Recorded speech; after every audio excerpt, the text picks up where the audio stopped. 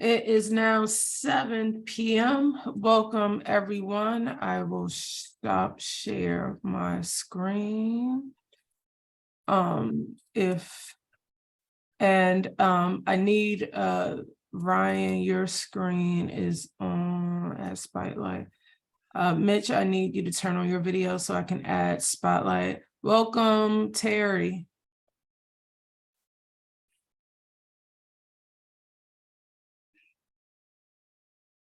Welcome, pardon. Welcome, welcome everyone. Welcome. We'll be starting in a few seconds. And I am missing Courtney. Hey, Courtney, how are you? I'm here. Hi. I was trying to figure out how to make it not so glary behind me. Sorry, guys. Yeah, no worries. All right, it is 7 p.m.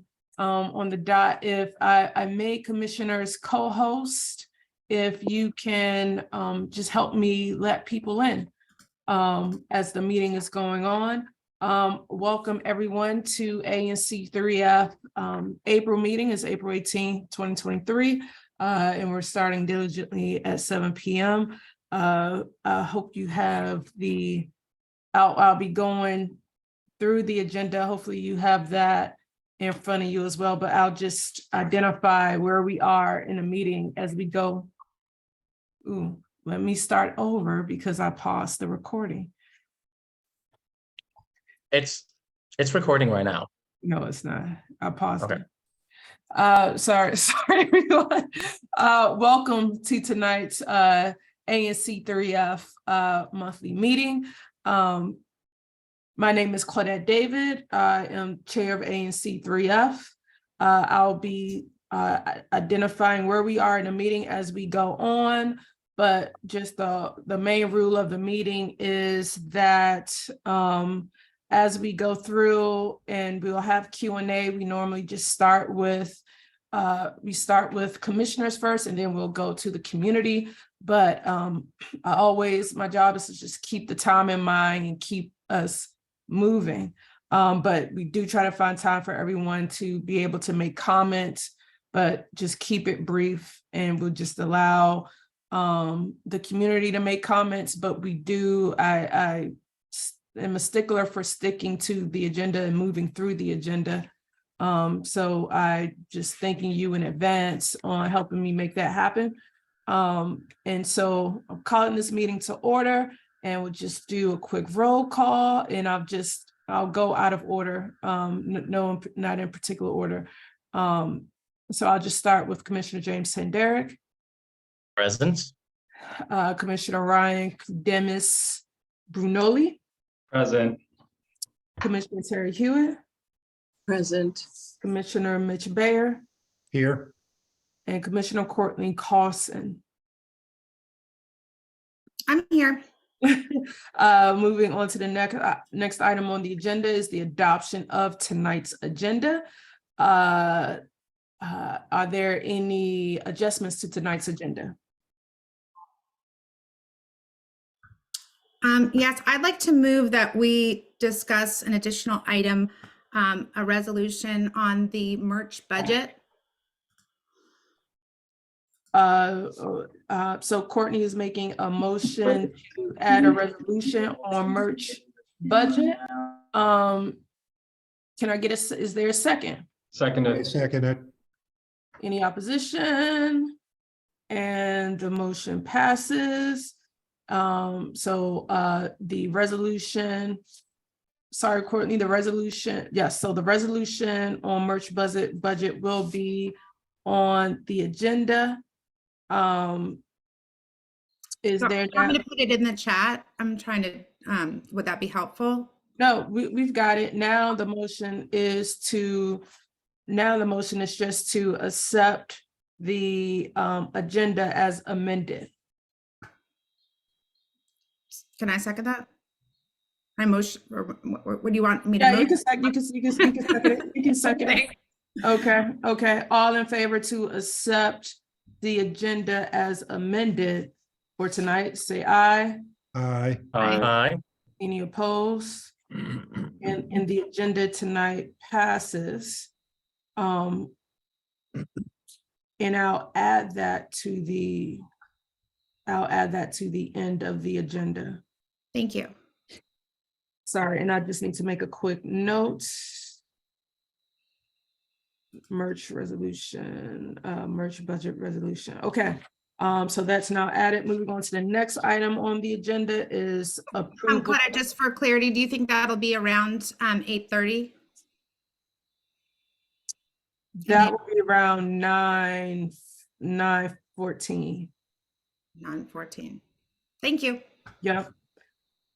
The next item on the agenda is the approval of ANC3F's meeting minutes for March 21st for our March meeting. Can I get a motion to approve that meeting? Are there any changes to the meeting minutes for last month, as all the commissioners received the minutes? Yes. Any changes? James, you look like you want to say something. Oh, I was in a motion to approve, but I will wait. 'cause I made Okay. adjustments, so. Can I get a motion to approve March meeting minutes? I motion to approve our March public meeting minutes. I second. There's a second. All in favor say aye. Aye.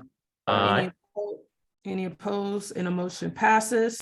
Now moving on to the next item on the agenda is just commissioner updates and announcements. So anything happening in your SMD that you'd like the community to know. I will just start with, I'll just go back in the order that I see everyone. Commissioner James Tenderick, any updates or announcements? I have no updates or announcements currently. Okay, Commissioner Ryan Kudemis Brunoli. Sure. So I received a petition from a resident and circulated that to the commissioners just regarding street safety in front of our schools. And we've gotten our MOCR involved as well. Just wanted to give an update on that to the community. But nothing else. All right, thank you, Commissioner Kudemis Brunoli. Commissioner Terry Hewitt. Madam Chair, the only note I have is the Housing Committee will be meeting May 2nd at 3 p.m. Okay, thank you. And if you can just make sure that our admin has that information to add to our calendar. I most certainly will. Thank you. Thank you, Commissioner Hewitt. Commissioner Mitch Bayer. Yeah, I had a constituent ask me to ask the ANC to ask the DDOT to do a traffic study on Albemarle to the, let's see, it's to the east of Connecticut Avenue. And you've been in touch with DDOT? No, I got that request today, and I was going to maybe address it to the MOCR later this evening. Okay, thank you. And Commissioner Courtney Carlson. So I had an interesting email from a constituent pointing out that the new 3F06 and therefore 3F includes part of Chevy Chase DC. And so in response to, can't tell if you're on the call, we have added Chevy Chase DC to a part of our the listing of neighborhoods because y'all are in here now, get or not. I think the rest of my updates, there's a lot happening in 3F06 with streets and sidewalks and safety. And Ryan, thank you again for the safety stuff. And we'll talk about that in streets and sidewalks. All right, thank you, commissioners. Moving on to the next item of the agenda is committee reports. And I'll just start in order that I have on the agenda. So streets and sidewalks. Hey, thank you, Chair David. Good evening, everyone. So streets and sidewalks met this week, this month, last week out on Fessenden. It's one of our most long-standing sidewalk gap issues, and we have been working to figure out how we can use alternate tools since the city has a very limited budget for sidewalk projects. So we're looking at traffic calming tools like traffic circles or sidewalk extensions, other ways that we can find budgets that the city might have to bridge some of these sidewalk gaps, but particularly to calm traffic in our neighborhood.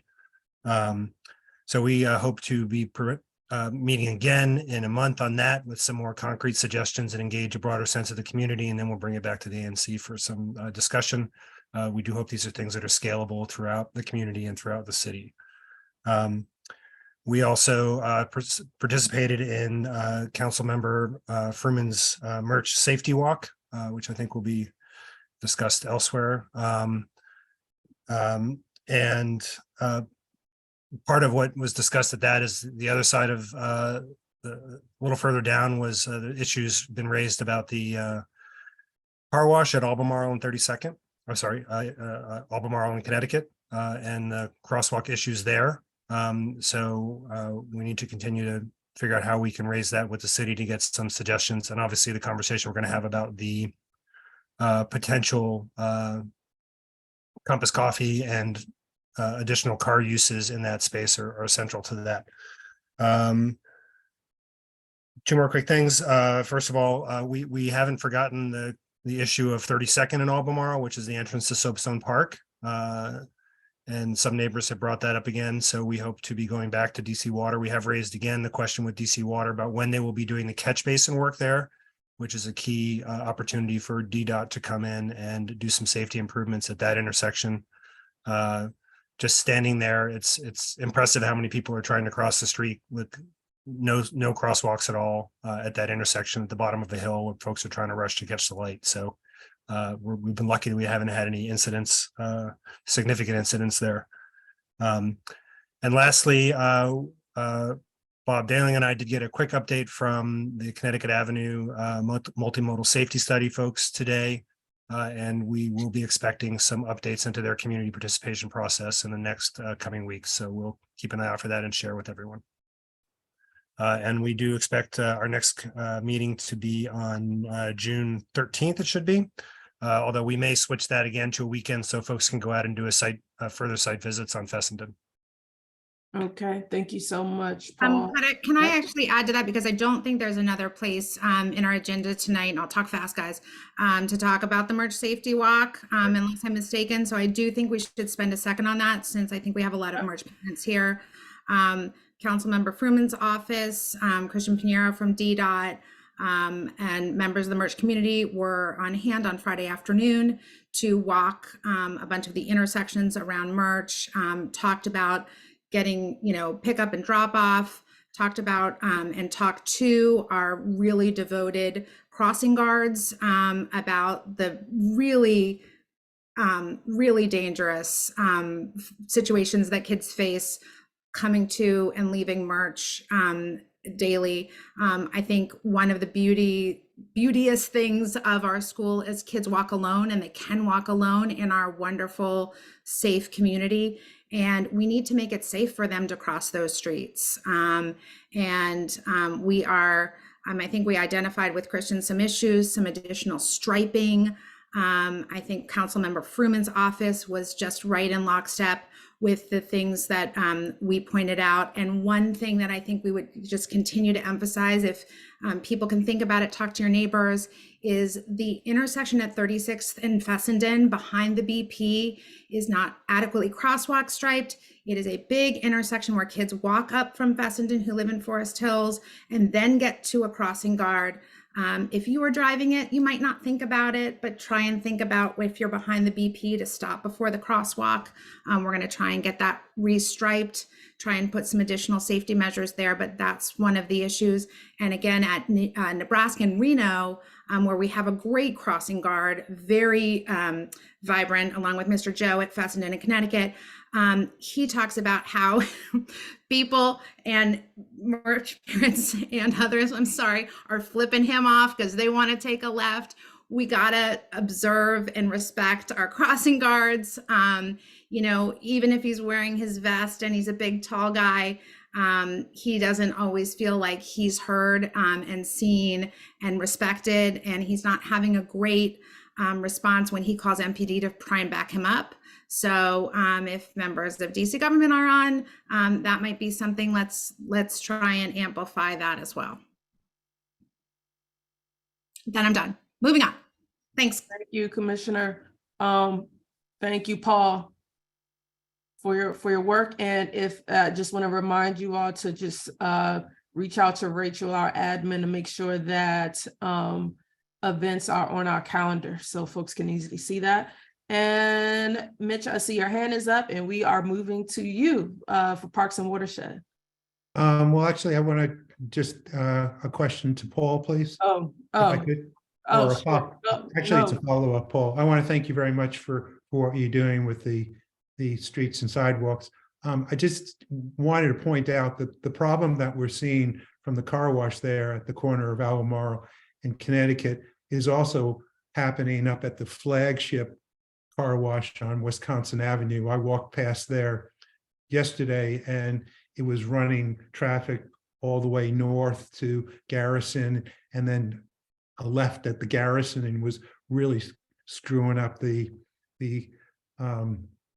intersection there, so that as we try to get DDOT to address the concern with the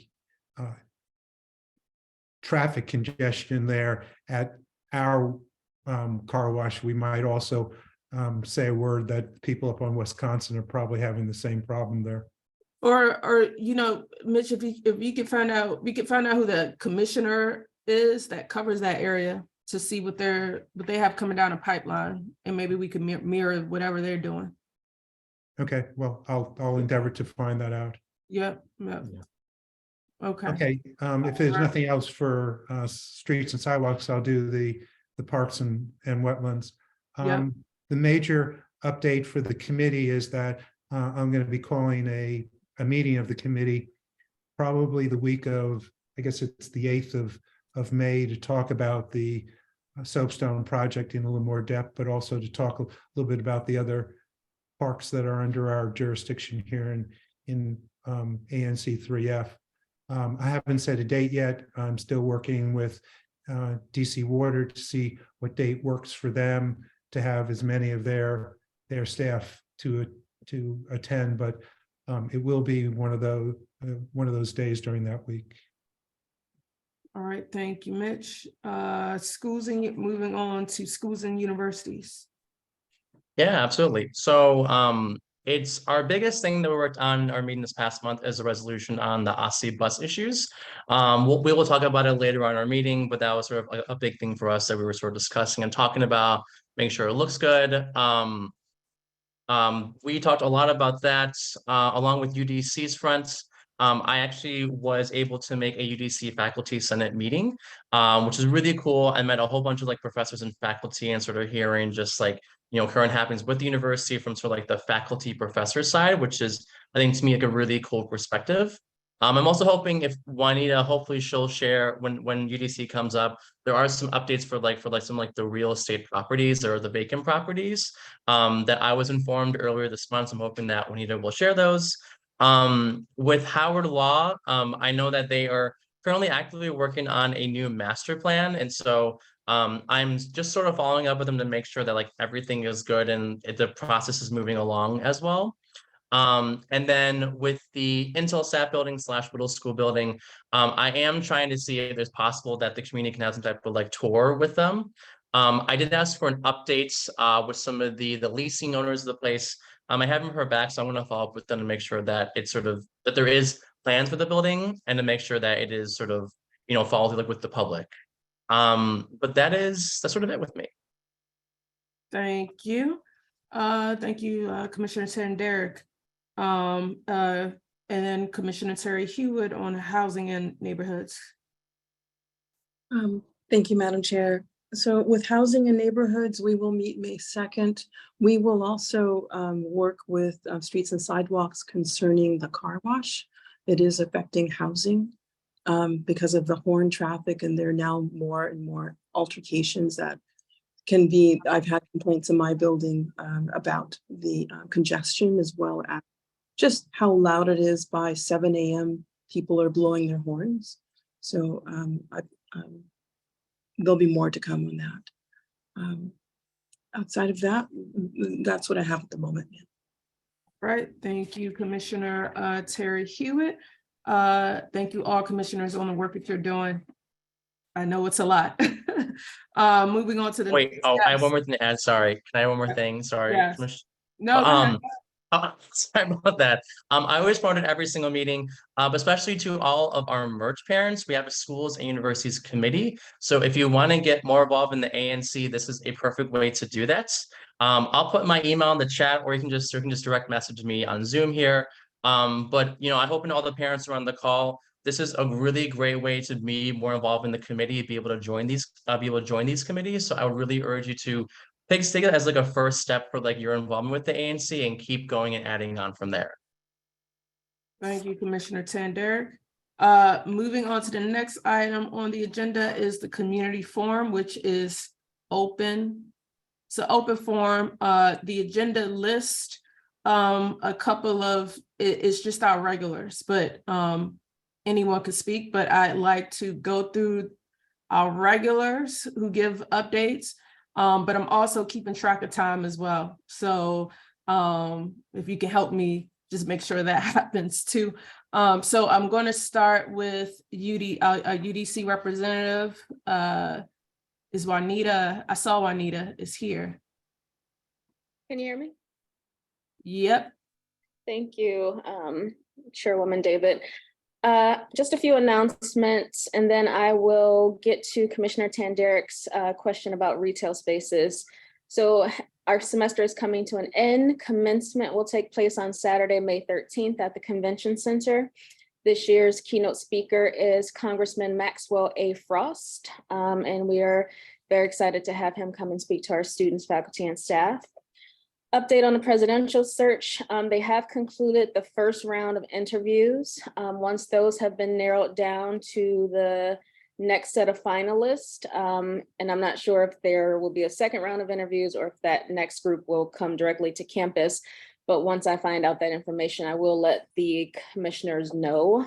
There will be, to my knowledge, an opportunity for community members to at least go to the presentations and be able to submit questions to those candidates. So once we have additional information, I will update the ANCs. And then lastly, I'll put in the chat the link to our UDC forwards that will, anyone interested in things that our students, faculty, and staff are doing, the wonderful research that's going on, upcoming events, it'll be in that newsletter. So I'll put the link in the chat. And Commissioner Tanderick, for your questions, I don't want to get this incorrect, so I'll just read very quickly from the email from Javier Dusant, who is our Vice President for Facilities Real Estate. He says that the university is engaged in negotiations with another potential tenant for another retail space on the ground level of 4340 Connecticut.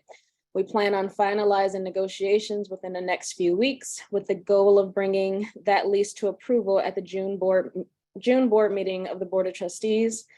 Furthermore, we are in the initial phase of negotiations with a restaurant interested in a 5,000 square foot retail space remaining on the ground level of 4250 that used to be where Charlie Chang's was. Details of the counter offer to the LOI are currently being reviewed by the university. So those are the updates I have right now on those retail spaces. Are there any questions from the commissioners or the community? A quick question. I know that's something that I remember I've gone to a couple of these meetings, but is there an update for when there'll be some type of like public community quarterly meeting? I know that you've hosted those in the past. Is there any update on like when that one will be at all? I will do that one sometime over the summer. So I will give you probably next month a date for that one. Okay, thank you. Appreciate it. It'll be before the start of the new school year. So before August, definitely. That's cool. Sometime in the summer, just chilling, or it can be outside, inside, it's all good. Excellent. Thank you, commissioners. Thank you. Any questions from the community? Just any update on moms and their sign issue? I do know that Gloria from Van Ness Main Street has reached out to the two moms. I'm pretty sure Gloria's probably here, so she can give an update on where that is, but I do know it's still ongoing. So that's the update I have right now. All right, thank you so much, Juanita, and thank you for all that you do. Thank you, Commissioner David. And speaking of Gloria, Gloria Garcia, I see you. If you can Hi. give us updates. Hi, Gloria, welcome. Hi, good evening, everyone. Wanted to give everyone an update. I can start with Mom's Organic. Mom's Organic. Can you quickly just let us know who you are? Sorry about Oh, that. sure. Sorry. Gloria Garcia, Executive Director of Van Ness Main Street. I thought I'd start with Mom's Organic since that started right now. It's a good segue.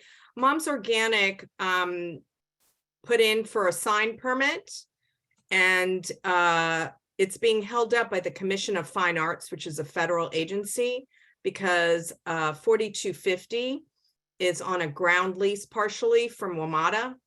So we have talked to moms. They are trying to do the advocate way of trying to move this forward. We're in contact with Councilmember Fruman's office. I believe Moms has reached out to the ANC for support. We just, you know, we can't have this barrier to a small business, a local small business continue. So this has been going on since last October by the time we found out about it. So we're doing everything in our power. But I hope that whoever, if the ANC has Moms Organic asking for a resolution, that it will be provided. But we're working on it. This Commission of Fine Arts only wants to allow a 5x5 sign on the side of 4250 and no directionals for parking or for handicap. So this is what's holding up moms right now. Wow, okay. All right. I want to talk about the community celebration that we're having on April 29th. Thank you to those of you who have bought tickets. It is our first in-person fundraiser in more than 3 years. We have an exciting lineup. We have the Edmund Burke School welcoming guests, the band. We have UDC's Jazz Alive, Dr. Alan Johnson and his trio. We also have the Carly Harvey Quartet, which is affiliated with Living Music. And we have the DC Crush Funk Band, who's going to close out the evening. We have all the food is being donated by some of our destination restaurants, as well as Calvert Woodley, who will be providing the adult beverages. And we are honoring President Mason for his service to Van Ness Main Street and the community as outgoing president, and he'll be receiving the Spirit of Van Ness Main Street Award that evening. So we have over 75 people are coming. So we hope in the next 2 weeks, more people will come. We really think it's going to be a great evening celebrating community and celebrating how wonderful our neighborhood is despite some of the ongoing challenges. And that's my segue. First, movie night. Movie night's coming back June and July. Watch out for those notices. We've got some fun movies. We've got Back to the Future. We've got Sister Act.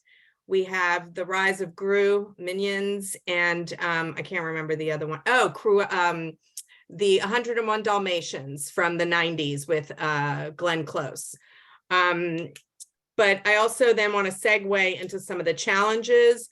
The ongoing mental health crisis continues, and now it seems to be moved up to the 5,000 block of Connecticut Avenue, what I call the upper corridor. I've been in touch with the new commander from 2D, John Branch. I've been talking to the community crisis people at the Department of Behavioral Health, but I will be reaching out to the ANC for some more additional pressure. Matt Fruman's office, Councilmember Fruman's office is aware, but it's just, I don't know what's happened to that block, but it is, it's very difficult to do business right now up there on 5,000, that whole 5,000 stretch. And the last thing I want to bring up is that, the car wash is affecting Bread First and that corner apartment building, the Hastings. It always has affected the Hastings, but it is incredibly elevated the traffic as just mentioned. So it is affecting the business right now. They can't get into the Bread First parking lot, and they can't leave the Bread First parking lot. So just want to make everyone to know that I've also been alerted, and I'm trying to talk to the car wash as well about what's going on. And that's it. If anybody has questions, thank you. Thank you, Gloria. And luckily we do have Deputy Mayor for Public Safety, Lindsay Appia, is on the line as well. So hopefully a lot of what you mentioned could be, we could touch on that in her presentation. Any questions from commissioners? Any questions from the community?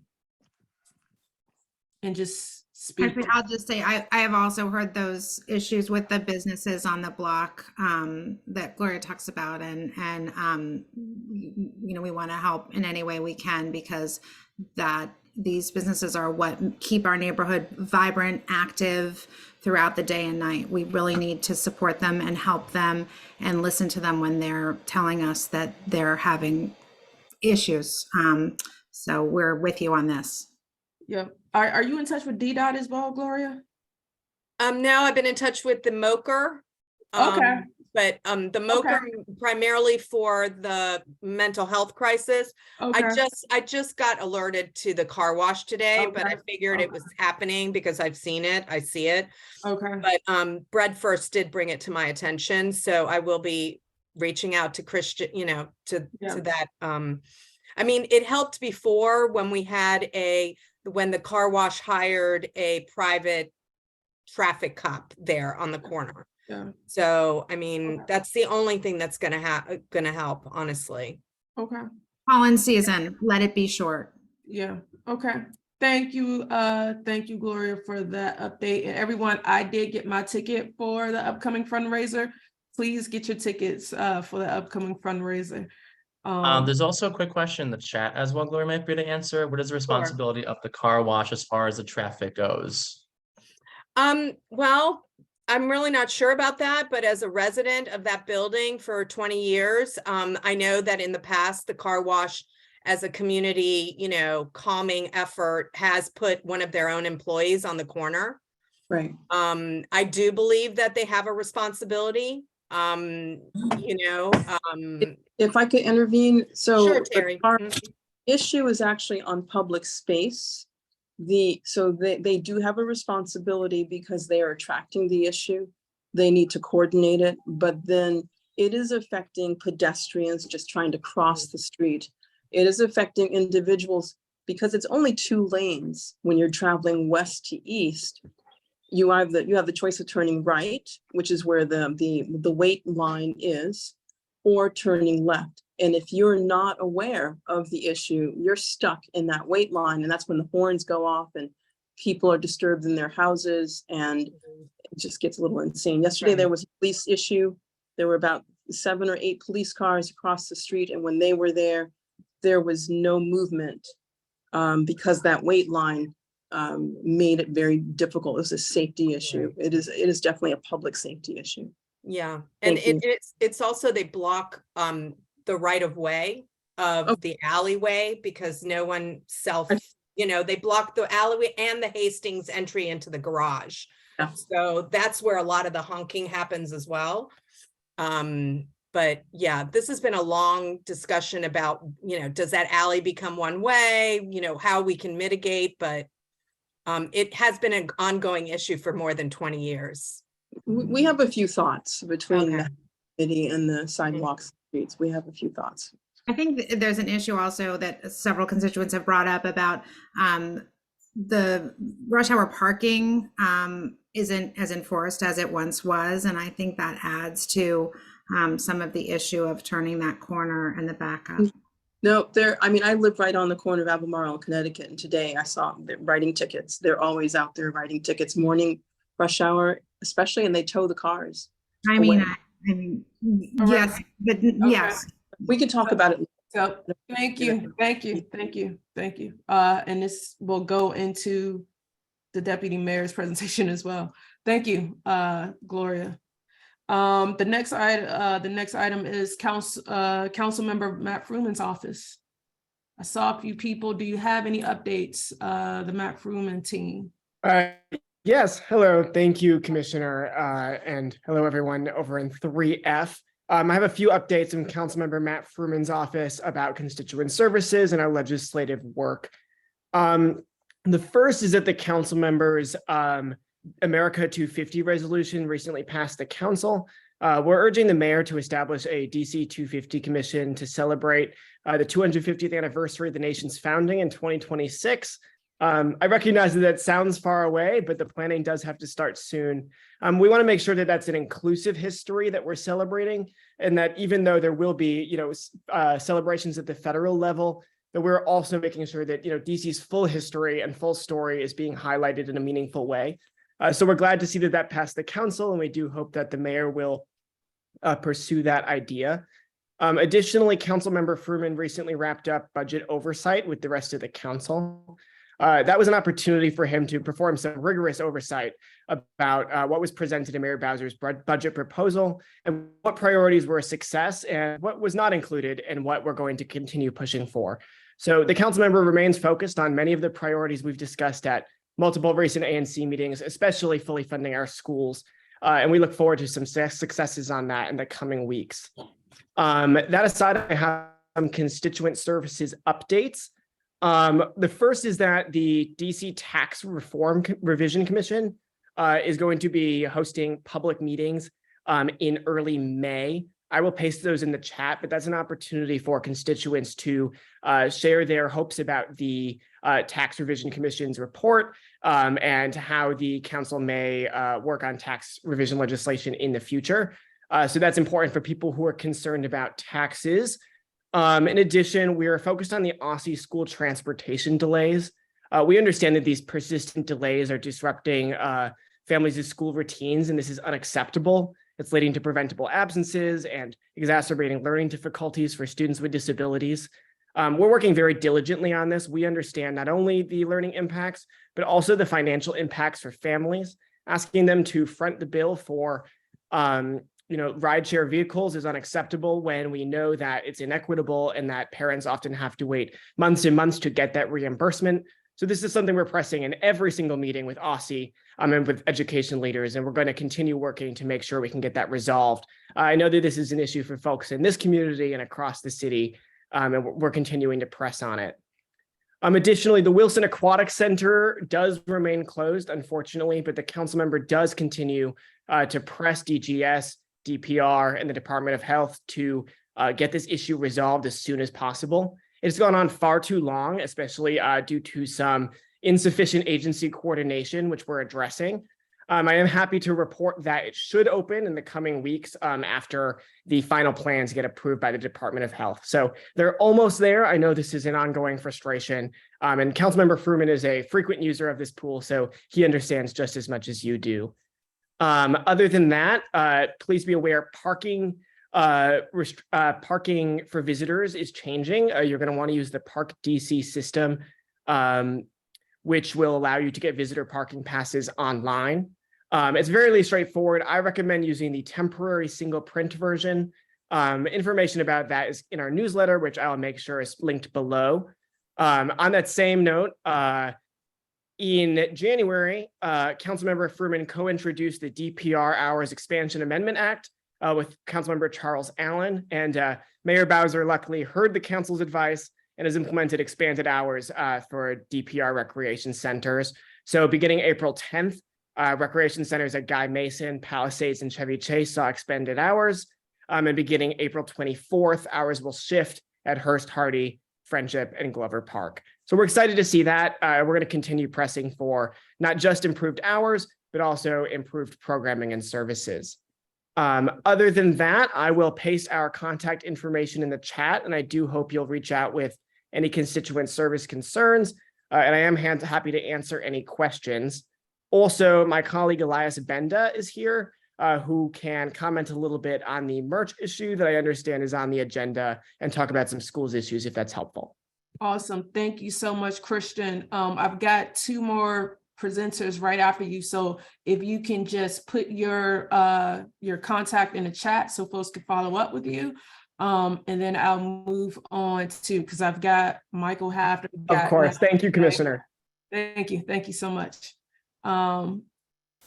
Moving on, I've got welcome Michael Haft. And as you can see, right now, you have a presentation, but if you can actually just, well, if we could put our presentation on the website, if you can just give us an introduction, let us know where you are in the process with Burger King, because I've got two more presenters right after you before I move on to the next item on our agenda. Sorry about that, but thank you. Welcome to ANC3F. Thank you very much, Commissioner. My name is Michael Haft. I'm the founder and CEO of Compass Coffee. We were founded here in Washington, D.C. in 2014. We opened our first cafe in the Shaw neighborhood. So it was at 7th and P. I hope everybody's had a chance to visit Compass at some point. These days, we're looking at opening new locations. We have 14 locations in DC and 3 in Northern Virginia. It was about 6 months ago, we opened our first drive-through location. It's in Arlington. And, we're early in the process of looking for new locations. We've been looking at the Burger King. We've met with the landlord a few times. We've started scoping out what a renovation, might look like.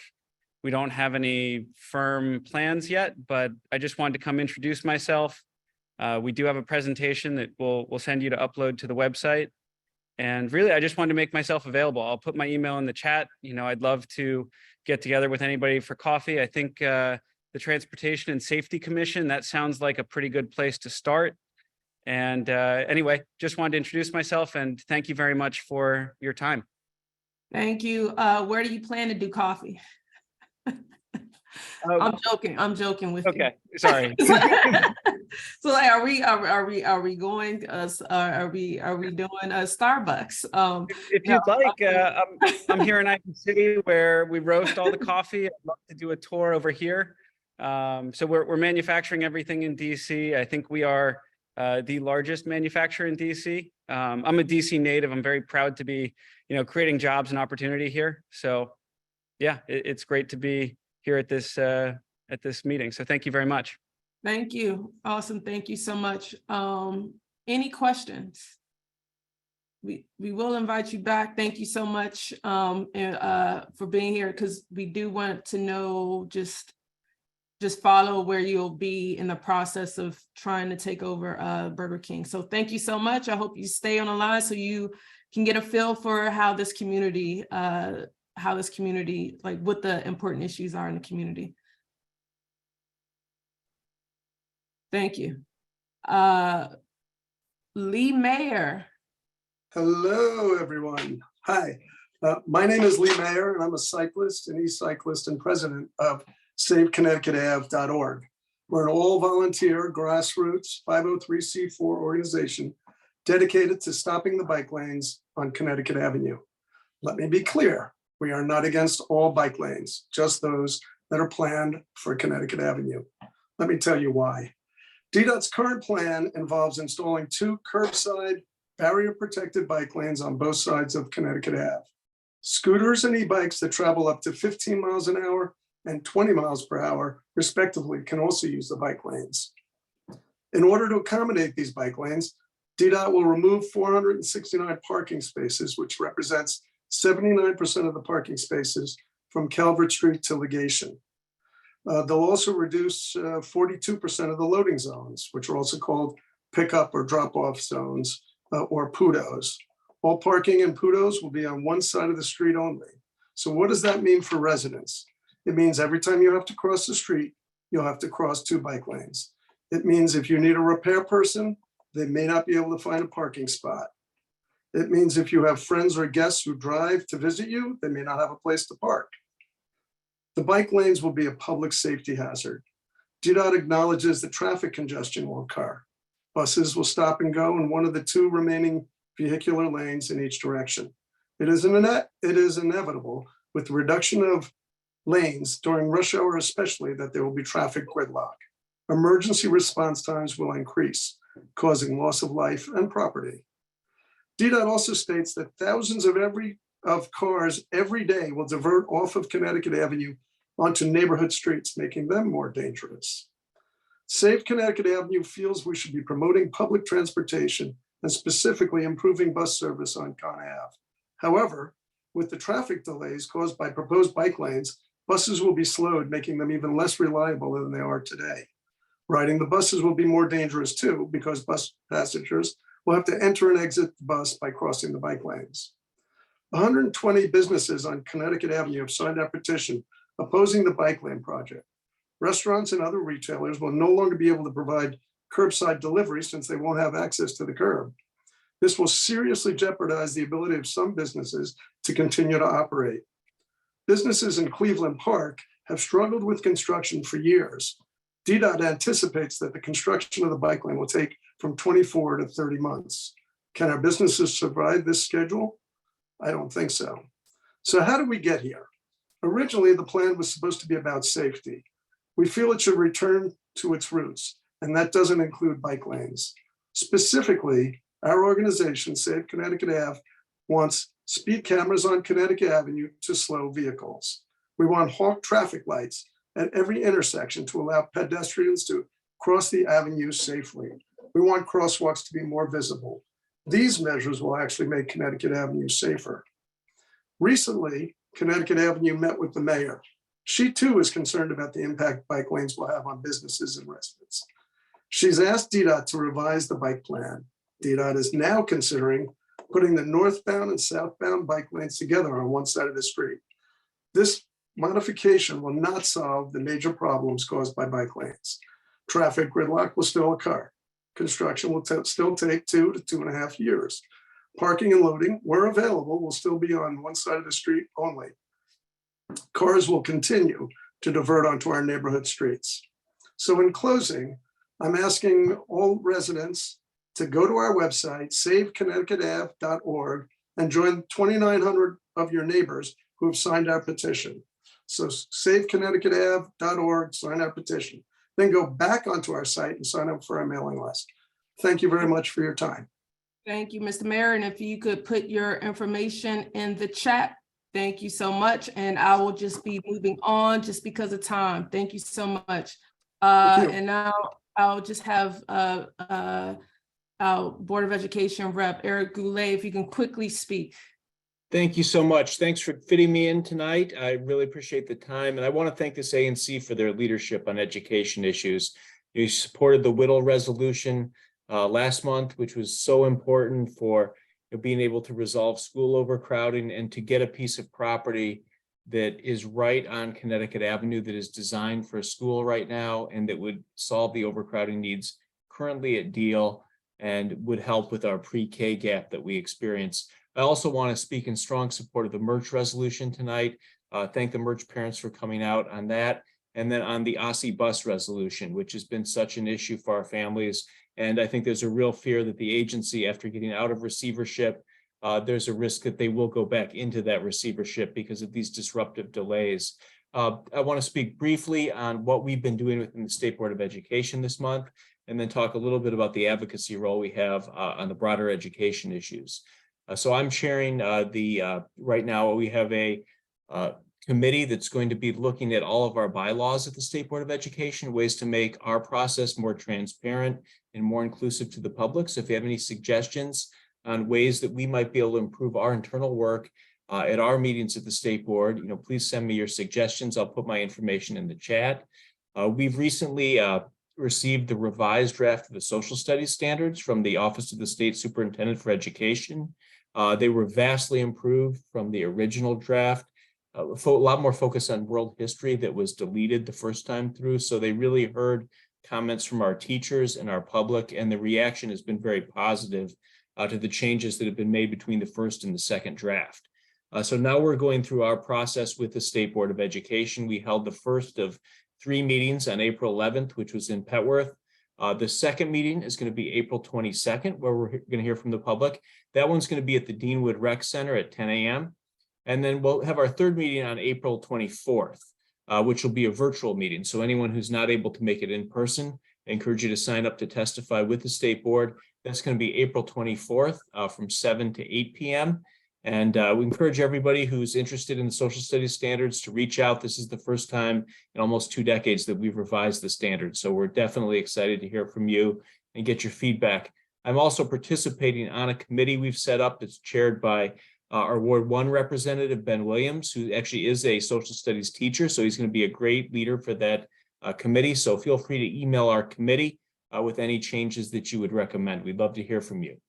On the advocacy front, I just want to speak in strong support. I've sent a letter to both the mayor and testified before the council of the need to increase funding for our DC public schools, particularly on the elementary school side. Across the board, schools are about 5% below where they need to be, even though Merch's funding was held flat.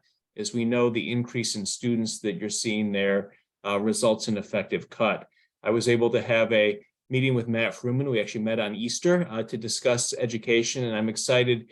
He's going to be a strong advocate for Merch, and I'm excited to support him in any way I can on those issues. So definitely excited to work with Matt and his team on education issues. And then just encourage folks to follow the school boundary study that's going on right now. It's led by the Deputy Mayor for Education. The first meeting was March 30th. The second meeting is coming up in the end of April. And it's going to be really an important process for ensuring that we get pre-K for all 3 and 4-year-olds in Ward 3 schools, and then also solving the overcrowding issues at Merch. So please follow that process, and I'm happy to take any questions in the chat if you like. So thank you, Eric. And if you could put your contact in the chat as well. And this is a perfect, so thank you so much for that Thank update. you. This is a perfect segue to our next item on the agenda, which is the DC Mayor's budget presentation and Q&A with Deputy Mayor for Public Safety and Justice, Lindsay Appia. Lindsay. Hi, everybody. I'm in the middle, in the yellow. Okay. You all see me? Welcome. Good to see you. Everybody. So I'm going to listen. It's very, very clear that Commissioner David runs a tight ship here. So in the interest of time and the opportunity for people to ask questions, I'm going to roll through these, but this is clearly a very savvy, engaged, and active ANC. And so I will have your moker, Matthew Barclay, drop in the chat a link to the actual full presentation and all of the budget highlights. One of the things, we'll talk a little bit about Ward 3, but we're all neighbors, whether you're in Ward 1 or Ward 8, we are all Washingtonians. And so seeing some of the investments across Ward, I encourage people to look at that. I think, like I said, we're all neighbors, right? Like whether you're east of the river, west of the river, east of the park, west of the park, down here, Ward 1 or up in Ward 3. Right across the way. It's good to see the investments that the mayor has proposed for all of your neighbors. And so I'm excited to be here. I mean, I think, one of the things about budget presentation is generally over time, if you've been a part of these, this is my 11th year in DC government. It's always like the exciting things that are going on and the exciting investments we're able to make. And certainly this year is no exception, but I always like to contextualize how we got where we are, because it's sort of like a behind the curtain look, right, of this process of, how we got to the place where Mayor Bowser's FY24 budget that was presented to council several weeks ago. And so, we do the budget engagement forums, which are a lot of fun. Like I start with our seniors who are lively. And there's a lot of priorities that are advanced, and there's a $100 game that we do in there where we say, hey, and we were up at Jackson Reed and did one as well. How would you invest if you had $100, and how would you invest it? And people have all sorts of different ideas. But in many respects, the type of countervailing considerations that people make are really the ones we had to make. And so this year was a budget. I would say it's like no other, but really what the mayor says, it's a budget like we haven't seen since probably about 2008. Right. We were in a position that we just haven't really found ourselves in the district in a long time. And we've been very, very fortunate to always be have just an influx of resources. And we still got to a place where we're excited and we're guided by our values. But but we had to make some really tough choices this year. We got our budget estimate, and a lot of this is in the presentation that you can look at. That's on the budget website, or that's in the chat.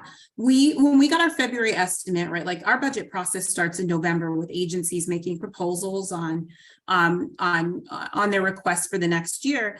And, we got to February and we got the budget estimate, and what came back to us left us with about a $1.7 billion budget gap that we needed to fill.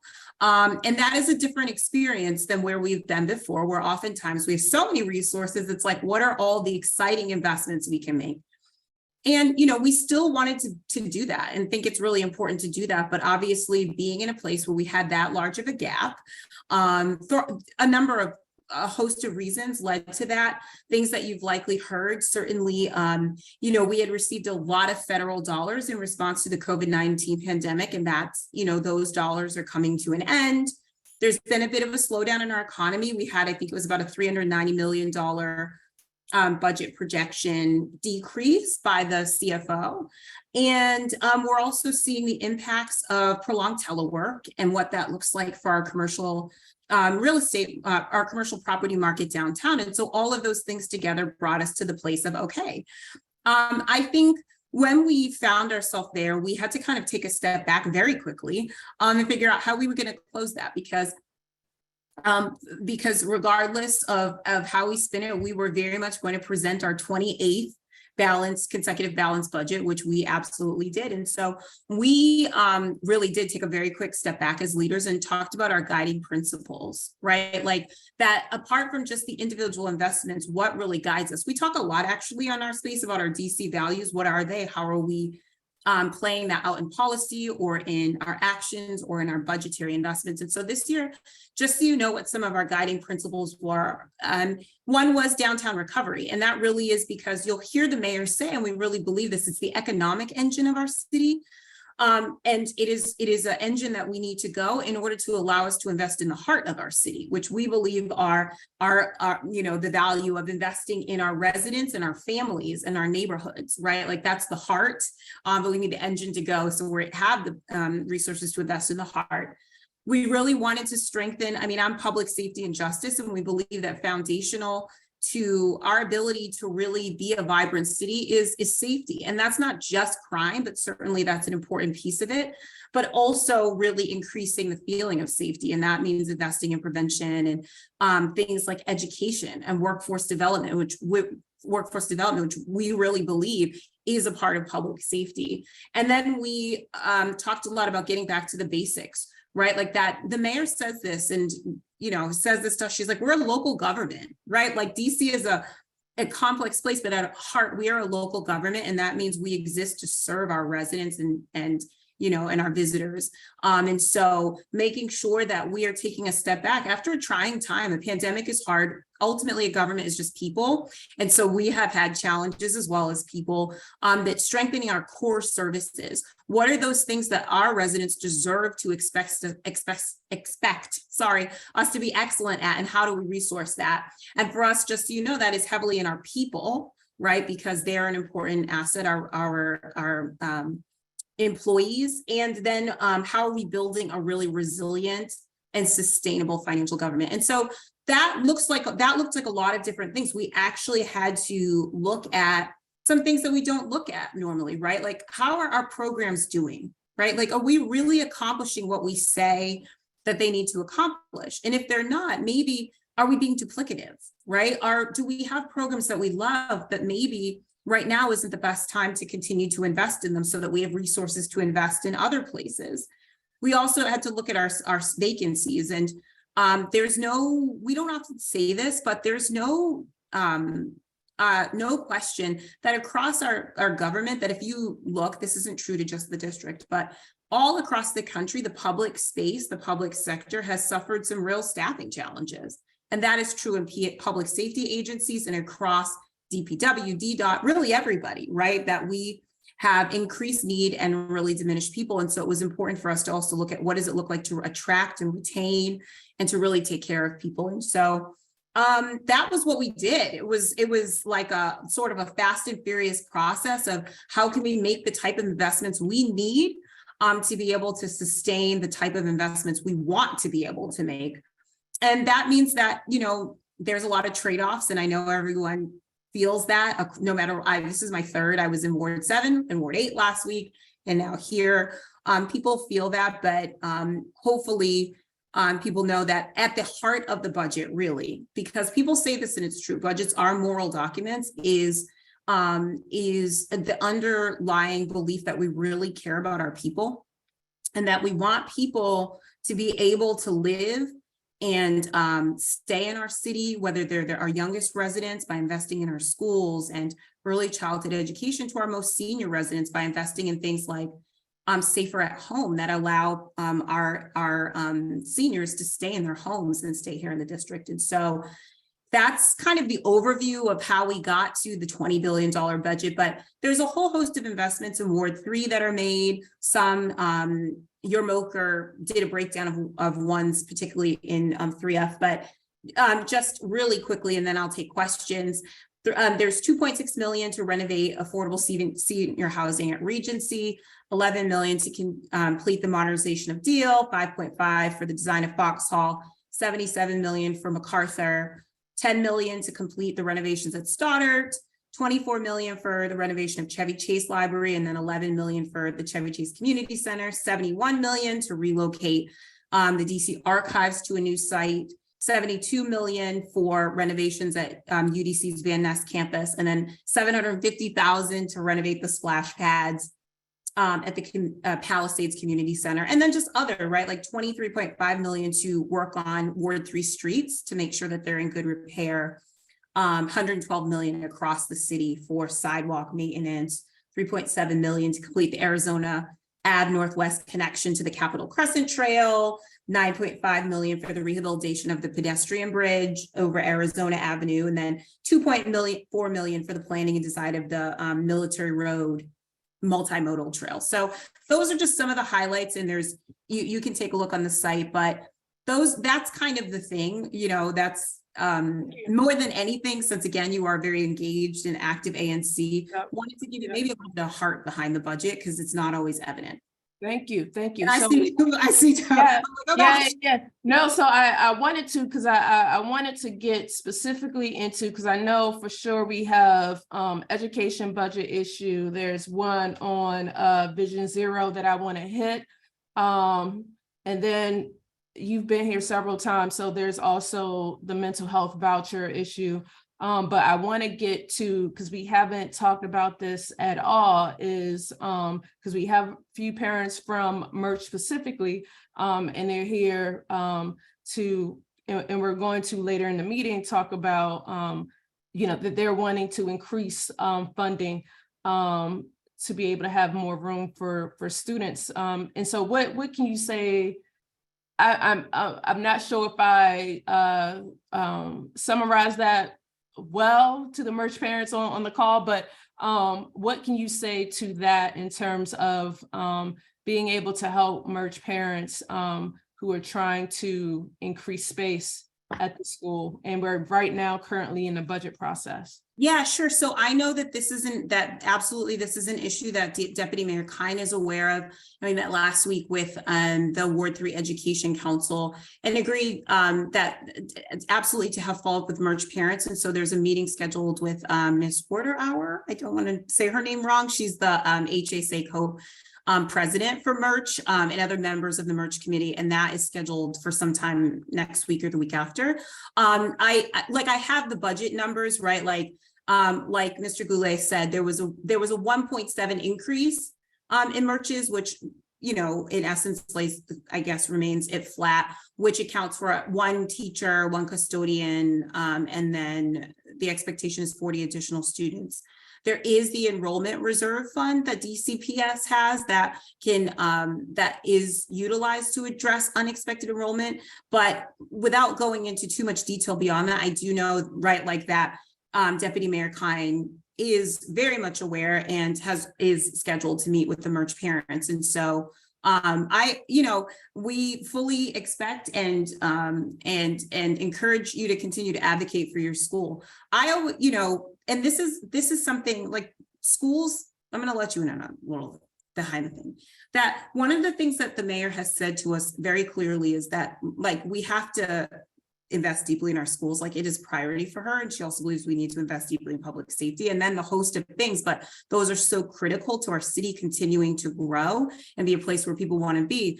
That doesn't change the fact that, like, with the resources we have, that there are hard choices that have to be made. And I know that we presented a budget, but that this is the part of the process where people have the opportunity to weigh in with your council members, with Deputy Mayor Kine, and because council will be in the process, obviously, of making the adjustments that they see fit to get to a final budget. And so I continue to encourage people, whether it's merch or any other issue, to really make your voice known to your council member, to council generally, by submitting testimony, even, you know, just with the hearings done, but still submitting that, and reaching out to meet with respective deputy mayors like myself or DM Kine. All right, thank you so much. So I'm hearing from you that the best route to do is to participate in hearings as a hearing witness and meet specifically with the council members as well, and with the deputy mayors as well. There's a question in the chat, and then I'll go to James, that says, can you explain why the revenue from existing and new traffic camera is not being used to fund the Vision Zero initiative and instead is being channeled to the general fund in violation of the Vision Zero law? So I'm not going to opine on whether on like the, you know, like on the legality or otherwise of budgetary choices. I can tell you that that one of the things that, as I mentioned, we had about a $1.7 billion budget gap, and that what we believe with the estimates that came back from the CFO is that in order to fund any of the things that I just said, whether it's improved streets, right, or public safety initiatives or otherwise, that those dollars would be allocated in a way that would allow us to increase safety all the way around. Again, like, you know, the legality or otherwise, that's something for attorneys, for the district, for council or otherwise to get into. But I encourage people to go back and watch. There was a discussion there was a Friday hearing with the city administrator and Jenny Reed, who's the mayor's budget office, that was asking about sort of investment of those dollars. And she was explaining how for every $1 that we invest in this way, we get a $14 return versus putting the money in this fund where it will sit and it will be a 1-to-1. So, you know, when you have all of these important things like funding schools that we need, right? Like making improvements to roads, like funding public safety or the need for more officers or any of these things, right? Like there's no question that the mayor's really, really invested in making sure that we're investing in a way that will allow us to get the most utility for our dollars. Thank you. Commissioner James Tenderick. Yeah, awesome. Thank you so much, Lindsay, for being on the call. I really appreciate you talking about the mayor's budget with us. I do want to sort of second Steve's comment about like Vision Zero, where, I mean, as you know, as the community knows, Vision Zero, it's not perfect, right? There are numerous traffic fatalities on like all across the district as well. And so, you know, I'm glad that you mentioned the idea of safety, right? But to me, traffic safety is a huge thing. We talked about it like on our ANC call as well too. And to me, the idea that we're adding so many traffic cameras, I mean, I think you're mentioning like millions into traffic cameras to me, whereas we're taking the money away from Vision Zero, to me is really distressing, right? Because we're trying to create the infrastructure for safety. It goes from the streets, right? Not from the cameras themselves. Especially like when we live like in a city where like and people, you know, like drive like, you know, speed down the street and they get caught on the camera, right? And they get fined for it, right? You can see people on like online be able to see the baseline their license plate, like how much money they're like in fines they have gotten as well too. So to me, safety is Vision Zero. To me, safety is also, and I want to ask you about this as well too, about the metro buses. There have, you know, I know that Charles Allen has brought up the idea about free metro bus to me, which to me is an excellent idea. It's safety, it is racial equity, it is transportation. And so I really want to hear more about like the reasoning behind that as well too. You know, to me, the idea of getting people around the area freely, safely, reliably. There's also works with other issues as well, like bike lanes as well too. Like when I explain to people why bike lanes can be a great thing, right? Because now we can use like the Metro bus or like the Metro, people get concerned because the Metro bus is not reliable, right? And I know that the reliability is not something that you are able to sort of rely on and do because that's definitely a WMATA issue. But again, this idea that not allowing buses free, like inter district to me is ridiculous. And it's something that we should be able to make sure that we are helping people get to where they need in a safe and effective manner. So tell me more about just like the reasons behind like the Metro bus and what have you heard since then?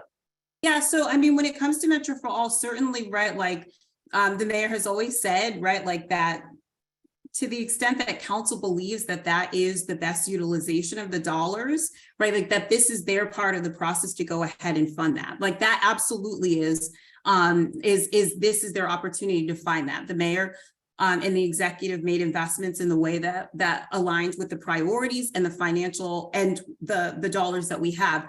When it comes to equity or all of those things, there's any number of, I think the mayor would certainly say herself that it's important that we're making sure that the District of Columbia residents only bear their weight and that we are not also paying for Virginia or Maryland residents to ride free. But beyond that, the studying of what equity really looks like is something we're invested in, right? Like, I think that there's an opportunity for us to be very, very thoughtful, right? Like, particularly in times where what you heard us say is that we need to build resiliency into our budget. And so every choice means that somewhere there's going to have to be trade-offs. And so these were the trade-offs in the budget that we presented that we thought would also enhance equity, making sure our schools are strong, that we're able to have, officers, and that we're able to fund mental health supports, which is important to you, that we're able to do things for our seniors. And it absolutely is council's right to make different decisions about what it looks like to have equity in that space. When it comes to Vision Zero, I'm public safety. So, and that is a continuum of which traffic safety is one that's important. This is true. It absolutely is true that we need to invest and are investing in infrastructure, right? Whether it's funding all of the road safety work that in some of our high injury corridors, like we've invested in that, and that's what really utilizing some of these dollars allows us to do. But I exist in a space, and we do, where we also have to change behavior. And part of, right, like the ATE cameras were authorized over the past several fiscal years. So it's not an additional budgetary expense in the FY24 budget. What you're seeing with those funds is finally the CFO scoring, right? Like, and it really goes into the financial plan. I think it's really more FY25 of what they anticipate, however their formula is, those monies coming in. And so the goal isn't, ultimately, the goal is changed behavior while also working on changing infrastructure through all the other dollars that we have, whether it is federal infrastructure dollars or those investments that previously have been a part of the financial plan and road safety work. So, am I safe to assume that Vision Zero dollars have not changed since the budget's release, and has the idea of free Metro bus has changed since the mayor has released her budget? That was my question I wanted to ask. That would be, so the mayor submitted her budget, and now the process of what the final budget will be, that's where we are, that the ball is in council's court, so to speak, at this point. Okay, thank you. Thank you. And so what we'll do is take one more question, and then I'll move on to the next item on the agenda. Thank you so much, Deputy Mayor Lindsay. So I will. Which I'm happy to come back another time, and my information's here so people can always like email or ask me questions. I just say that before because I know. Yeah. If we can make sure your email is in the chat. So I saw Karen's hand first, so I'll go to Karen Caston. You are on mute. Thank you very much.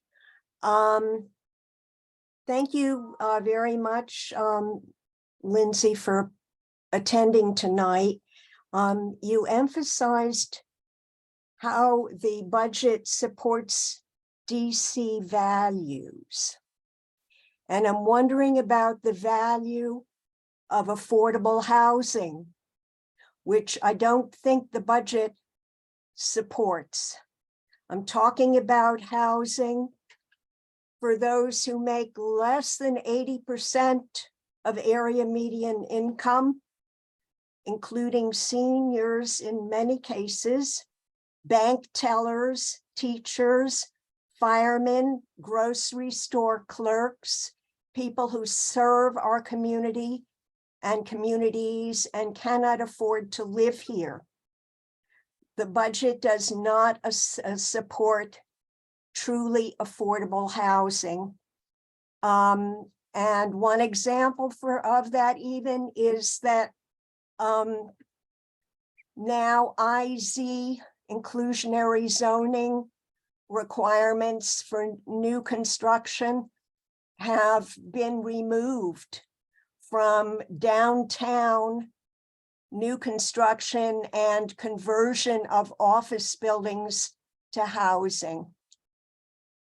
There's no way that developers need the money that would go to affordable housing in order to be persuaded to continue construction in downtown.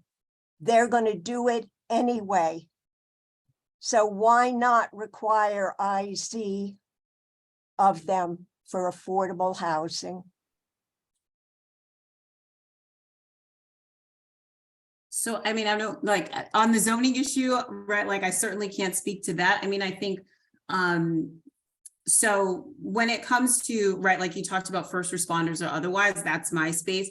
Certainly there's been significant investments by Mayor Bowser over the years in our assistance programs for both DC government employees and also enhancements for those in my space, the first responders, to actually purchase property. And I know there Not are purchase, rent. We're talking about rental housing. well, so we also have rental allowances that have been made for our MPD officers and recruits. You know, I mean, I like the May. I'm sorry, I'm seeing lots of things about taking away rent stabilized housing or otherwise. There's been $100 million investment in the Housing Production Trust Fund and any number of expansions. It was cut from this year's budget below what it's been in the past. That's right. But over the course of the mayor's time, I believe there's been an investment, a significant increase in investment in the Housing Production Trust Fund. But certainly, yes, we did have to decrease this year because in order to fund all of the things like schools or otherwise that people have listed, that sometimes we did have to make adjustments this year. Why Right. is affordable housing less important than schools? I don't believe affordable housing is less important, but again, when you have the resources we have to make, there are decisions that have to be made, right, about how we apportion the resources that we have. So by no means, there's absolutely no question that affordable housing is a huge priority for Mayor Bowser and for this executive, but there are decisions that have to be made. Resources aren't limitless. They are finite. All you have to do is require IZ of the developers building new buildings and renovating office buildings into housing, require them to do IZ because they are dying to build in downtown. So you don't even have to do much of anything, just adhere to the IZ requirements.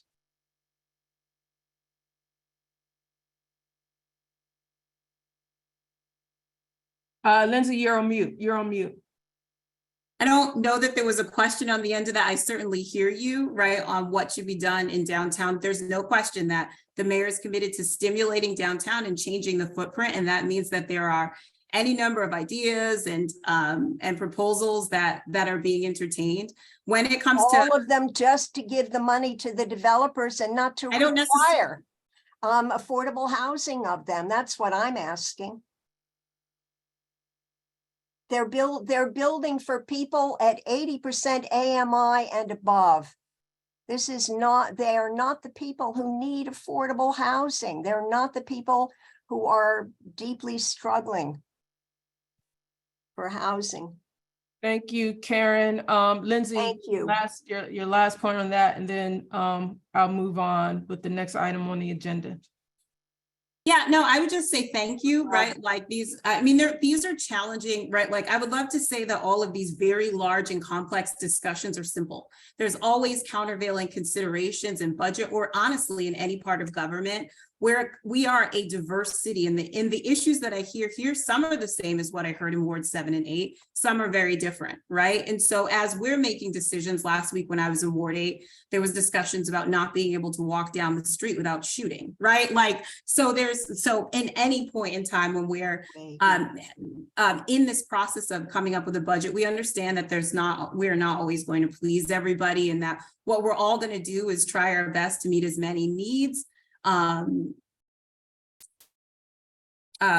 sorry, I don't know if someone's there are as many needs and as many wants of our residents as possible. And I encourage this type of back and forth, right? Like ultimately, like I said, we are a local government. And so we're here to serve our residents. And again, we are probably maybe one of the most complex cities anywhere. And we have a wide range of people with a wide range of thoughts and opinions. And we really do hope you'll express all of them. So yes, and thank you so much for your time and for joining us tonight. And you know, you've had a history of doing safety walks in the community as well. And you've put your information in the chat for anyone to be able to follow up with you and your team. So thank you so much for your time tonight. And we'll be in touch. Thank you very much, Deputy Mayor Lindsay Appia. So moving on to the next item of the agenda is Dr. Lopez Matthews with the DC Archives project update. Mr. Lopez, I saw you. Yeah. Lopez. I'm here. Can you hear me? I can. There you go. And spotlight. Welcome, Dr. Lopez Matthews. Well, thank you for your time. And I know it's a tough act to follow, but I want to update you all on the status of the DC Archives, which is coming to ANC3F. It will be located on the campus of the University of the District of Columbia. We have developed a concept design that I would like to share with you. We're at the start of the process, so I know we are late. And I'm going to share my screen. And so this is the concept of what we have for the DC Archives. This is what we plan for it to look like. So right now, this is currently what the site looks like. The existing bird's eye view looking northwest. Our concept builds a building that looks like this on the site of what is currently Building 41. At the beginning of this process, which started 8 years ago, there were a number of test studies done, and it was determined that Building 41 could not withstand the weight of the records needed to be housed in the facility. It would actually collapse if we tried to put them in Building 41. So it necessitated replacing Building 41 with a new purpose-built state-of-the-art archives. And you're seeing a concept of that on your screen. This is a bird's eye view looking east with the current Building 41 still there with the exit ramp. We're proposing removing the exit ramp, having a covered loading dock for the building because we do deal with secure records, and using the existing service drive to get to this loading dock. As you can see from this image, this is the first floor. We're going to have public space, a multi-purpose space, research room, an exhibit area, lots of lobby for programming. We also propose updating the landscaping between our building and Building 44. So you'll have more green space on campus, more green space around the fountain that is currently on campus. And then as you can see, garage ventilation because there is a garage beneath the building. So we need to have the building built in a way that that gas does not enter into the new archives facility. Now you'll see on the right side of your screen here, just some general examples of what this landscaping could look like. Not set in stone, but just some general examples of what the landscaping could look like. And so here's just another view, proposed front view of the DC Office of Public Records. You see we have lots of glass in the public areas, in the working areas. You will notice that there are spaces that have no windows, and that is where the records will be located, because you cannot have light penetrate where the records are stored because they need to be protected. And so a lot of the building is for record storage. One of the things that we've needed in the district for almost 40 years now is a place to properly store and properly protect our records. And that is the purpose and that is the goal of this new facility. And so you will see we have some other views of what our concept of the building will look like. And so you can see that here. Now on this slide, and I'm moving quickly because I know our time is late. This is the current entitlement schedule. So the notice of intent was mailed on April 7th. We will submit a zoning commission application in late spring of 2023. As you know, that is coming up. We are also going to submit an application to the Council of Fine Arts and the National Commission on Public. Ooh, I missed that name up completely.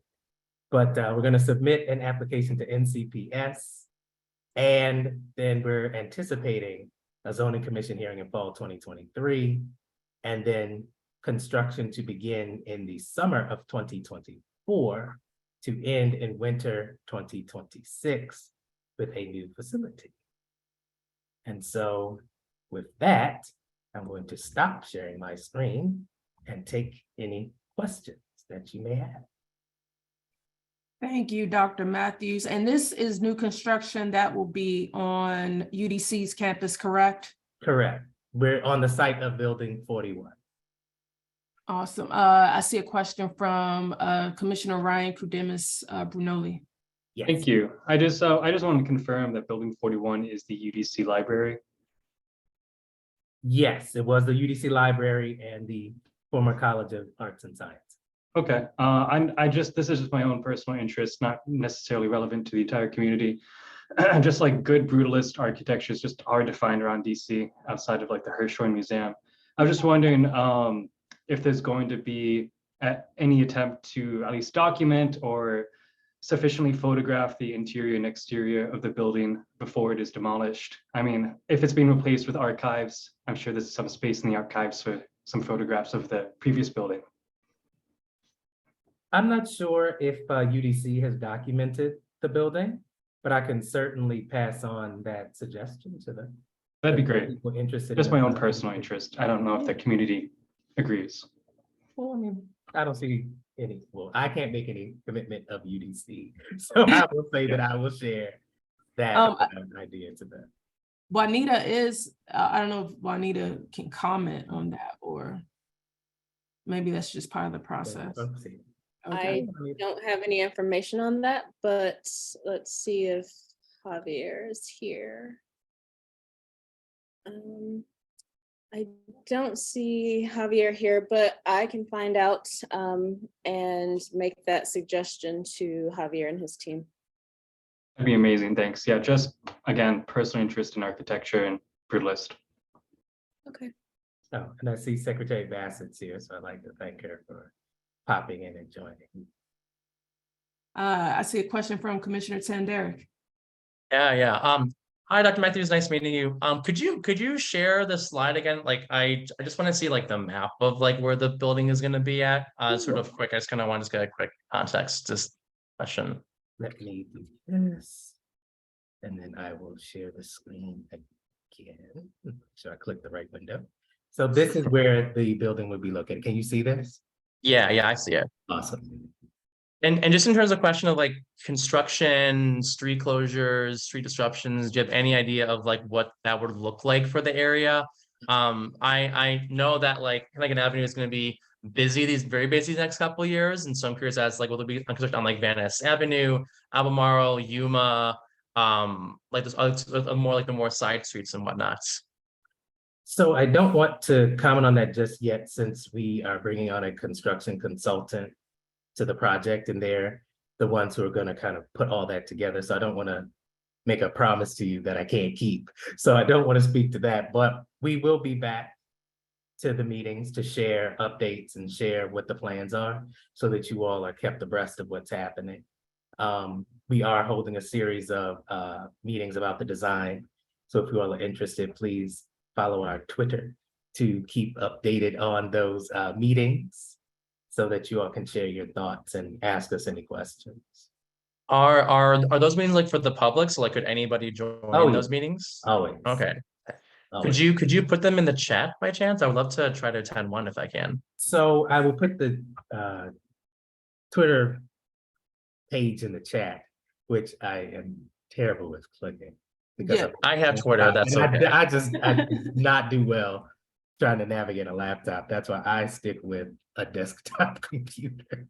I know What's it called again? Sorry, the Twitter page called? So it is the DC State Archives, because we are preparing for DC statehood. So we are calling it DC State Archives. So I'm going to put that in the chat so that you can go there. We also have our new website, opr.dc.gov, where we have a page where you can keep updated. The most updated page, of course, is the DGS site, but we try to keep, this page updated too if someone comes to our website. And you can submit comments to us on this page. Thank you. Okay. I didn't type Thank it as a link, so let me type that in. No problem. Quick question about just the public being able to access the building. What will that be like? Just because it's such a significant addition to the neighborhood, just how will that change? Just access to. So the building itself, while it is a secure facility and you have to go through security to enter, the research room will be open. There is an exhibit gallery based on DC history.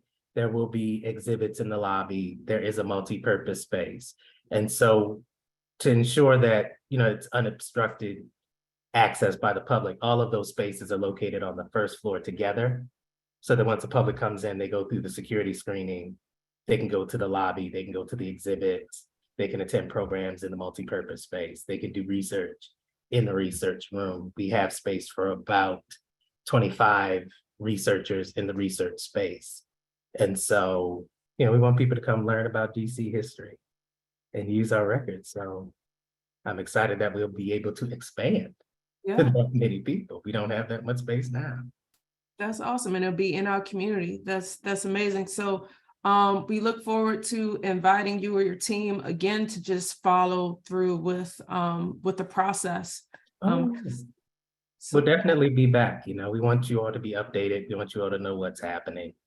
And, our goal is we're just excited that 2020, I share with everyone that 2026 is the 40th anniversary of the DC Archives. And it's amazing that on our 40th anniversary, we will actually have a building worthy of the history of Washington, DC. So I'm excited about what we're doing and what we're building. And so that's why I'm always excited to come talk to people about it. So.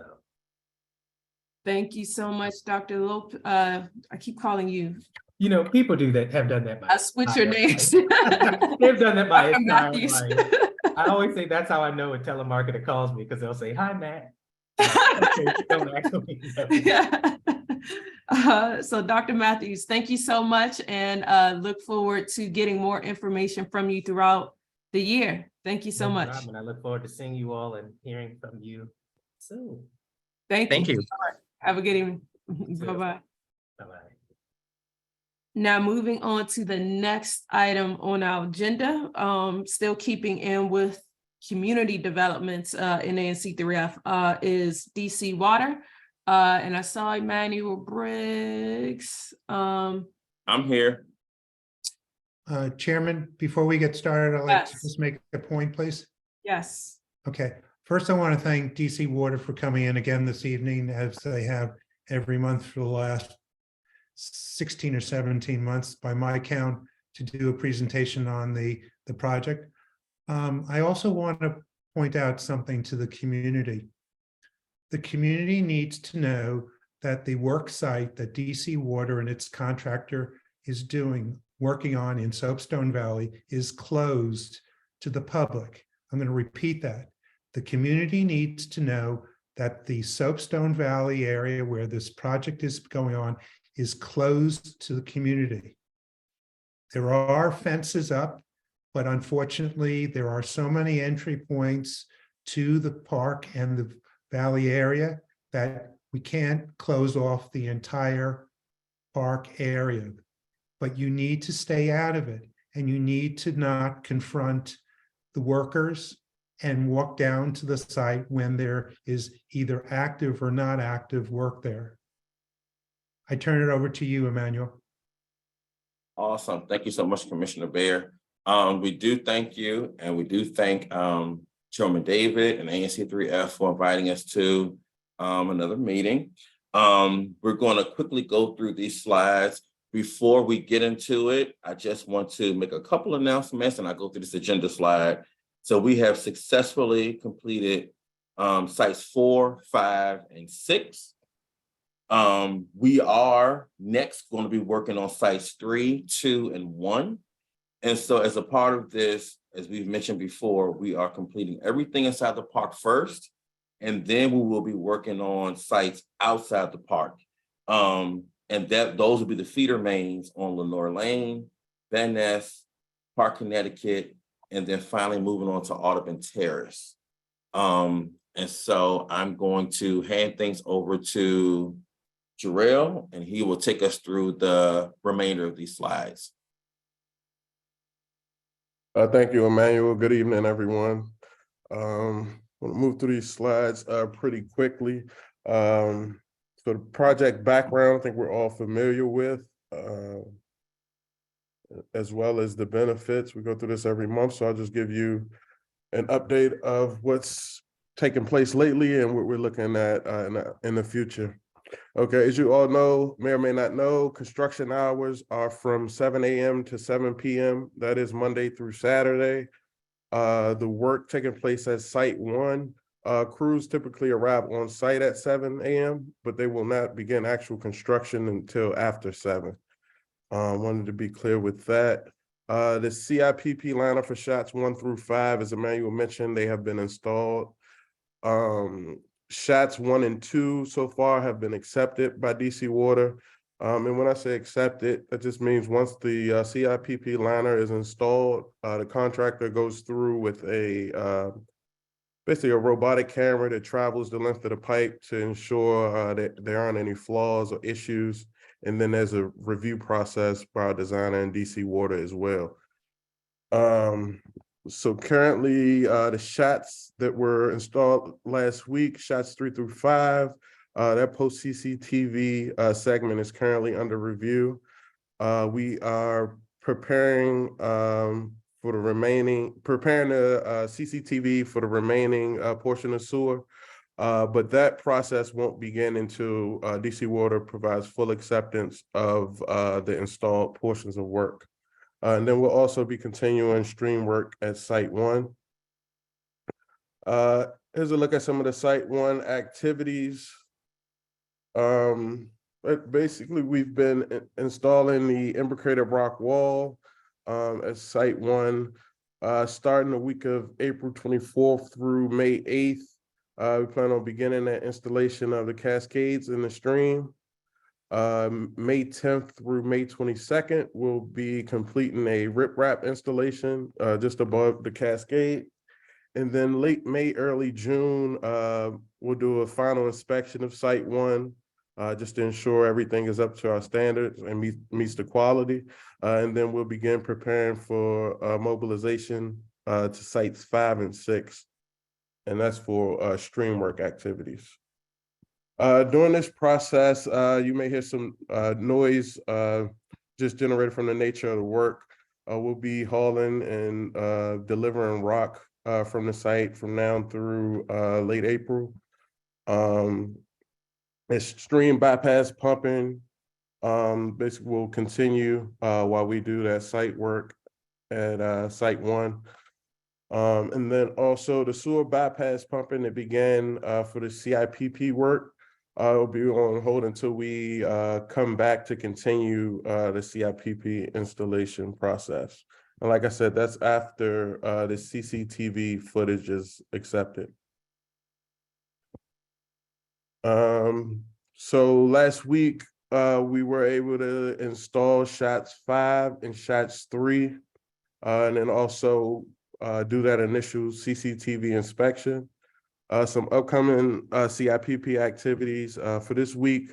The contractor is submitting their post CCTV footage for DC Water to review and accept. The week of April 24th, DC Water and the designer will get together, review the footage and make any comments necessary. We're looking at the week of May 8th. We're projecting to remove the existing sewer bypass, and that timing pretty much depends on the acceptance of that CCTV footage.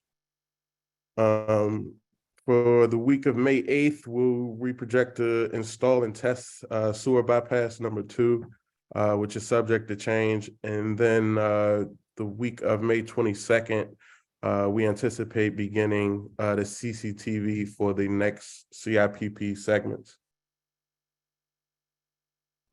These are some photos from some of the activities that took place to get the liner installed. I won't spend too much time here.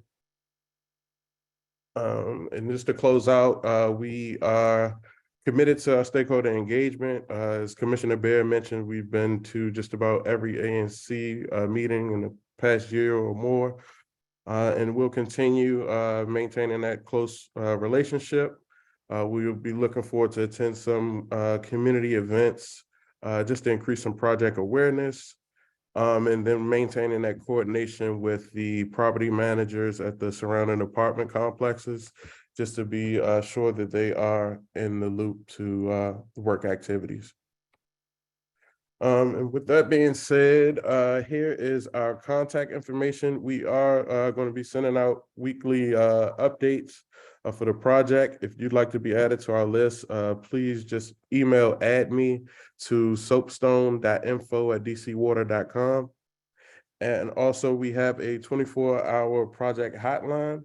For any reason you need to reach out, it is 202-301-8058. And with that, we'll close out and open up for any questions. Can you put those in the chat, please? That just so people can cut and paste them. Yeah, sure. No Thank you. problem. I see Mitch's hands up, and thank you so much for the presentation. There are a couple questions. One, what's happening with that one tree that remains in Site 1 that is possibly going to be removed or not? Yeah, the Commissioner, this is Peter. We will provide you a schedule early next week. Okay. We don't have to schedule. Okay. And second of all, when are we going to be seeing the monitored data from the shots 1 through 5 that were taken during those operations? We open to get that to you by end of next week too. Those data. Okay, thank you. Any more questions from the commissioners? Any questions from the community? Seeing none. Thank you so much, DC Water team, for your update, and I really appreciate you giving us monthly updates for the past, I want to say almost like 2 years now. So really appreciate you doing this and keeping the community informed on what's happening with Soapstone project. Thank you. Thank you. Thank you. Now moving on to the next item of the agenda is items that we'll be voting on. And the next item is James is taking the lead on the grant application for Friends of Pierce Mill on the Mid-Atlantic Grain Fair and Conference. Cool, awesome. So hey everyone. So last month I introduced a grant application for Friends of Pierce Mill with Miss Angela Kramer, who's on the call right now. Angela, I can just share like the 2 slides I showed last time if you want to give like a quick sort of synopsis of just like what's the fair and everything, and what is the hopefully the money would be going towards. Okay, sure. I have them ready too, but if you have them ready to share, you're probably better at it than I am. So I'll let you go ahead. Thank you. Awesome. Can you see this at all? Oh, I think now I it's can working. see it. Thank you so much. Well, for those of you who weren't here last time, my name is Angela Kramer, and I'm the new executive director of the Friends of Pierce Mill, and we work with the National Park Service at Washington's only working grist mill, which happens to be right here in ANC3F. And we're planning a really exciting event for this October 22nd. It's the Mid-Atlantic Grain Fair. And there may be some folks on the line who remember coming down to Pierce Mill to purchase flour and cornmeal. You could do that until the 1990s, and it was a beloved tradition in the neighborhood, buying flour at Pierce Mill. And we're hopeful that you'll be able to do that again, at least on October 22nd. And that is buy flour that was grown here or grown nearby, baked goods that were made by local bakers, learn about whole grains. We have a really exciting lineup of classes, free classes for people to take, and everything from making Indian flatbreads to whole grain cooking with pasta making. And so we're really excited about this entire grain fair, which is something that we're planning with the Common Grain Alliance and also with UDC's College of Agriculture, Urban Sustainability, and Environmental Sciences. So we're happy to be partnering with them as well. So the proposal before the ANC, what we're asking for support for is for the closure of Shoemaker Street, which is what you're seeing on the slide in front of you. Shoemaker is a very short little street. Some of you may know it runs perpendicular to Tilden Street. It's the street that the Hungarian embassy is on. And we're hoping to close just that short section of Shoemaker Street. You would still have access to the parking lot next to Picnic Grove #1 in Rock Creek Park. So it wouldn't close off access to anyone's property or parking. We do have permission from our embassy neighbors. They're in support of this project. And what we've asked the ANC to support is to help us fund the cost of street closure. We feel that closing the street will enable us to do some things that we're not able to do in Rock Creek Park. We're partners of the National Park Service in Rock Creek Park, but as many of you know, there are some things that we can't do on National Park Service property, such as having people sell flour and other whole grain baked goods. So we're closing the street both to create an area where vendors can sell things and also a place where we can have educational tents and other activities. We feel that the street closure will let us do these things. We also think that it'll be much safer for the community to have the street closed, and we want to make this a safe event for everybody. So the street closure does have some costs associated with it. I'm presenting next month before the Mayor's Special Events Task Group. And so we're not sure quite how much it's going to cost right now, but we've been told that it could be upwards of $7,000 to close a street like this for a day. So we've asked for the ANC to support us in this venture, partly for this year's event and also to create a precedent for doing food-related events in Rock Creek Park. One of my big interests as the new executive director of the Friends of Pierce Mill has been to make Pierce Mill and Rock Creek Park more vibrant places. I hope it's something that many of our neighbors in ANC3F would support. And so we're hoping that with this funding, we can create a precedent to do more events, free events for our neighbors in Rock Creek Park. And I hope that I covered everything, James. I am happy to answer any questions that anyone has about Pierce Mill or the Mid-Atlantic Grain Fair or anything else. So. No, we might be ready for a vote. Are there any questions from the community on this? I see one hand. There's a vote from Karen. Yes, Karen. Thank you. Can you explain, I'm sure everyone else knows but me, what is a grain fair?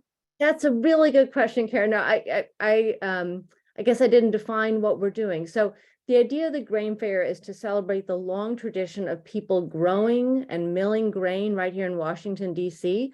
Long before ANC3F was around, there used to be farms in the neighborhood where people grew corn and wheat and other grains, and they brought them down to Pierce Mill to be ground into flour and wheat, or flour and cornmeal. So we are kind of celebrating that tradition by bringing farmers from the Mid-Atlantic region here to DC to sell locally grown flour and baked goods that are made out of locally grown flour. And we're going to be talking about whole grains and having a lot of other fun things for people to do related to baking and cooking traditions.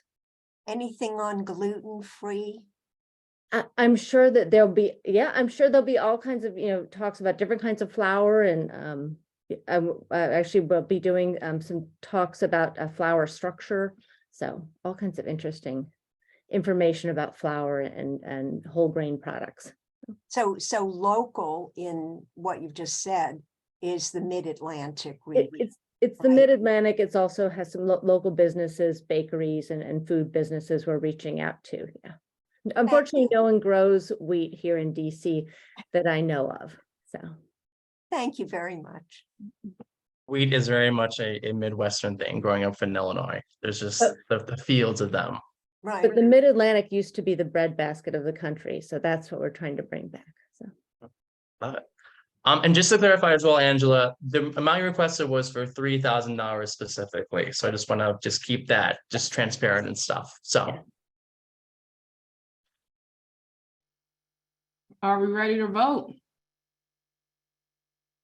Sure. I motion to approve the grant application for Friends of Pierce Mill. Second. I second it. All in favor, say aye. Aye. Aye. Any opposed? And the motion passes. thank you all very much. And I hope to see you all on October 22nd at Pierce Mill. Thank you. Thank you so much. Moving on to the next item on the agenda is Commissioner Tanderick is as well with BCA permit on regarding the parlor wines at 4221 Connecticut Avenue. Yeah. So Barry, I think you were on the call, Barry. Is that Barry? Yes, I Wiggins? am. Is that correct? Yes, I'm here along with my managing director, who is also my wife, Lisa. Hello. Hi, hello. So just to clarify, folks, there is a BZA Abra application for Parlor Wines. They made a cool kind of quick presentation on the Parlor Wines, and so Barry, I will let you speak upon it. Let me just share my screen and make sure that I got it pulled up and everything too. It's loading. Awesome, Barry, do you see this? Yes, I do. Awesome. Whenever you're ready, you can go All right right. ahead. Let me just Okay, so this. just simply the first slide that you have is our propaganda for Parlor Wines that Lisa and I are hoping to offer. And we have lost the slide. There we go. Oh, Yeah, hold on a second. This is, it was working. Oh, okay. Sorry about that. I'll just keep it on just like the regular page. I was trying to do present mode and stuff, and this wasn't working. Let me try it again. That's okay. That's fine. All right, Again, here you go. Just our title slide, with our moniker there. Quick background. Parlor Wines is owned by Lisa Driscoll and me, husband and wife. Named Parlor Wines because that's where I proposed to Lisa, and that's where we were married. We are a COVID couple. We created Parlor Wines because we wanted to share our enthusiasm for a variety of wines, particularly from Italy and France. And the gist of what we're asking for is, and what we've applied for at Abra, is we're seeking a retailer's Class A internet license, which is internet sales only, no on-premise consumption. There's no on-premise sales for takeaway consumption, and no browsing by the general public. Go to the next slide. What's being licensed is what I affectionately call the cage. It is a 4x3x4 wine locker that's located at Domain DC, which is at 4221 Connecticut Avenue in the basement. That's a controlled access facility, either by intercom permission or key fob.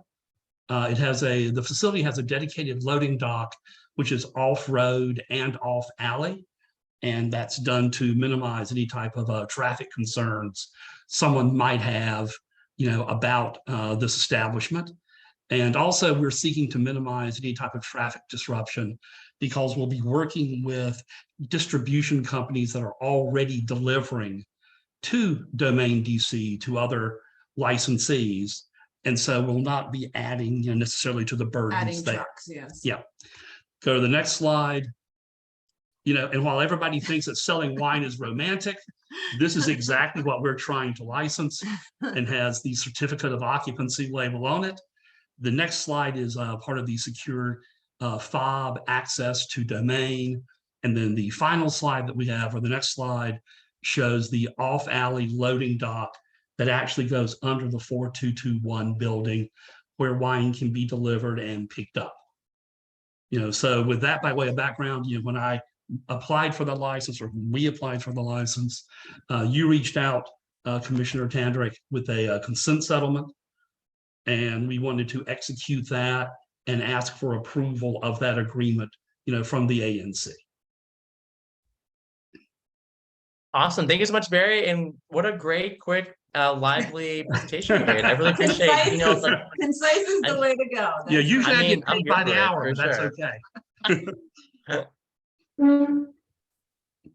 Are there any questions from commissioners? Oh, can you just clarify what type of what I guess is it? I know it's wines, but what type of wines are you planning to sell? Sure. Well, we're going to be focusing on wines from Champagne, the wines of Burgundy, and wines of Italy. So that's sort of our three main areas of interest that we'll be marketing through our internet business. Any questions from the community?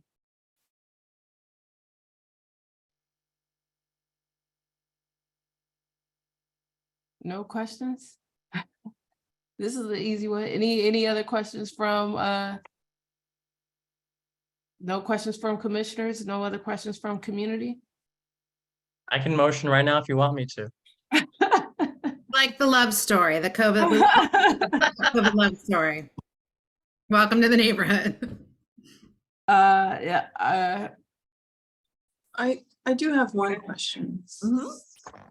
In reference to parking or access customers for the 4221 building, how is that anticipated?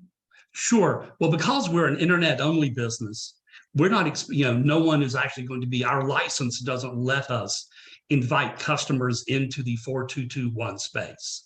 Right. We're only, the only thing that I'm seeking to license is the aforementioned dog cage, which is a licensable space in a properly zoned area, as opposed to our home, for example. And so there actually won't be any customer parking, if you will. But the only understand. Yes. Thank you. I didn't mean to interrupt you. Please continue, sir. No, that's it. And really the question is, you did touch upon it. So you're not anticipating deliveries, or how does that work? Currently at the 4221 space, distributors do come by that facility and make deliveries. There is a loading dock that is off the alley that, as you're going down VZ Terrace, is to the right. And that loading dock goes all the way under the building. So you're not blocking any traffic in that regard. I think the Domain space used to be some type of automobile garage or whatever, a million years ago. So all of that was designed to keep cars from blocking the alley. There's also designated parking spaces at the loading dock and right there. But again, all of that is off alley. And again, no one's going to be visiting us, because of our license doesn't let us sell to. No, I understand. And if I said customer, I misspoke. I was thinking about The distributors, no, and we're so small, you know, what we're going to do is we're going to be piggyback, since there are current deliveries being made there. And we already have relationships with the distributors that are already there. We can piggyback on their trucks, You know, as to not add extra trucks coming in and out of that. That's exactly right. Yeah, no, we'll be filling out what little bits of space they have left on their truck. Yeah. Thank you. Appreciate Sure. that clarification. What about people who are picking up what they bought? No, we will be delivering to them. Only delivering Yes, to them as so well. no, there will be no customers coming or going at the premises. you know. No, ABCA is pretty tight on that. So it's now ABCA. It used to be ABRA, but it's very clear about that. Mhm. Thank you for the questions. Looks like we're ready to vote. Awesome. So I vote to motion that we approve the ABRA notice for Parlor Wines. I second it. All in favor, say aye. Aye. Any opposed? And the motion passes. Congratulations. Thank you so much. Thank you so very much. Thank you. Appreciate it. Thank you for being on the call, Barry. Appreciate it. Have a good one. And Commissioner Tenderick will follow up with you. I know. Another one. Yes. Moving on to the next item on the agenda is a resolution regarding transportation to school for students with special needs, being led by Commissioner James Tenderick. Yeah, awesome. I also have a special guest named Stephanie Maltz. Could she also be spotlighted with us as well too? Because she was one actually came up with the idea for to sort of draft this as well too. And so yeah, so I'm gonna share my screen in a second. But as you guys probably know, there was a lot of issues with just OSSI bus service to students with special needs. I'm sure we all heard about in the news or maybe affected like in some way by it. Stephanie Maltz approached me with this issue. We had a conversation about it. And so I'm here to sort of bring up the resolution and just hopefully get ANC to pass it as well. I'm going to share my screen. Stephanie, would you want to share just like a quick synopsis of like what we're discussing? And also more importantly, have there been any updates since our sort of conversation? Sure. So a brief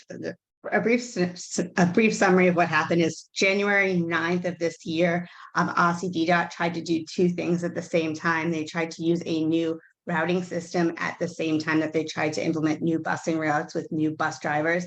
And ever since that time, parents throughout the city who depend on OSSI DDOT transportation have been in limbo in terms of whether their child's being picked up, when their child's being picked up, whether their child's being dropped off, what time. And it has been an ongoing issue since that time, and it has not yet been resolved.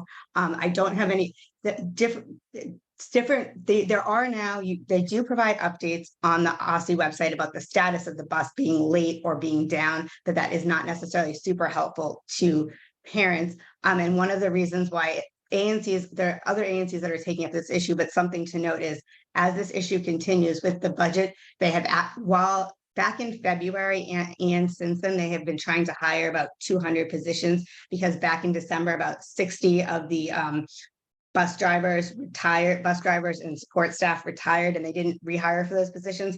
But the current budget actually has a cut of about $4 million to OSSI DDOT in about 82 positions. So I'm curious as to how, given that there are continuing issues and the issues, when the bus doesn't come, parents are encouraged to do two different things.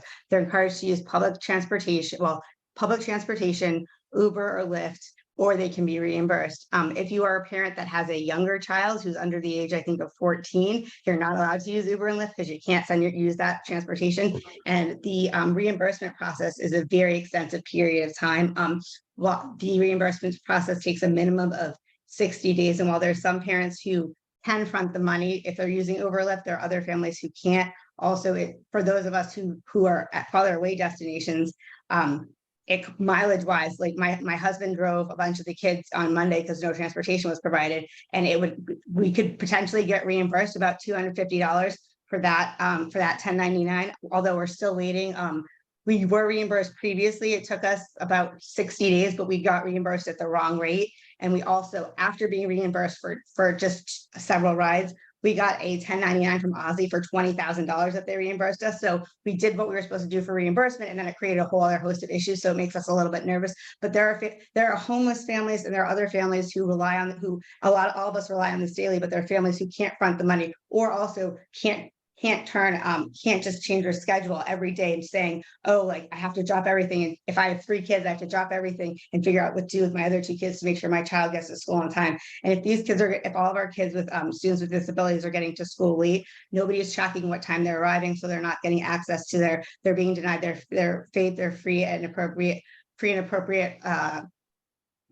education services. I'm blanking because it's late for me, and nobody's tracking those hours. And in addition to not figuring out the bus, the kids aren't getting those hours that they need. Also, when kids are getting picked up late, there are staff at the school that has to stay when the buses are coming at 5 o'clock or later. And so this is an issue. There was as state board of education member Goulet mentioned, there previously was a case in we were under court receivership, and there are talks that might potentially happen again if this issue doesn't get resolved. So it'd be really important to support all of the families who have students with disabilities that depend on this transportation every day. I know a couple other ANCs in Ward 3 and 4 have been passing similar resolutions, and I think other parents are trying to get other ANCs to pass this resolution as well, or similar resolutions.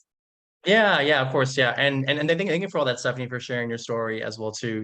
I think I work in education. I used to be a teacher for several years, and if there are students that came in late for like a number of reasons, right, it throws off my day, it throws off the other students' day. There's questions like, have they eaten breakfast? Do you have their backpack with them? Are they ready to focus and everything? And so I do also know that give the public as well notice too that there have been updates since this whole debacle in January. Partly directly because of us as like the ANC have other ANCs have been getting involved.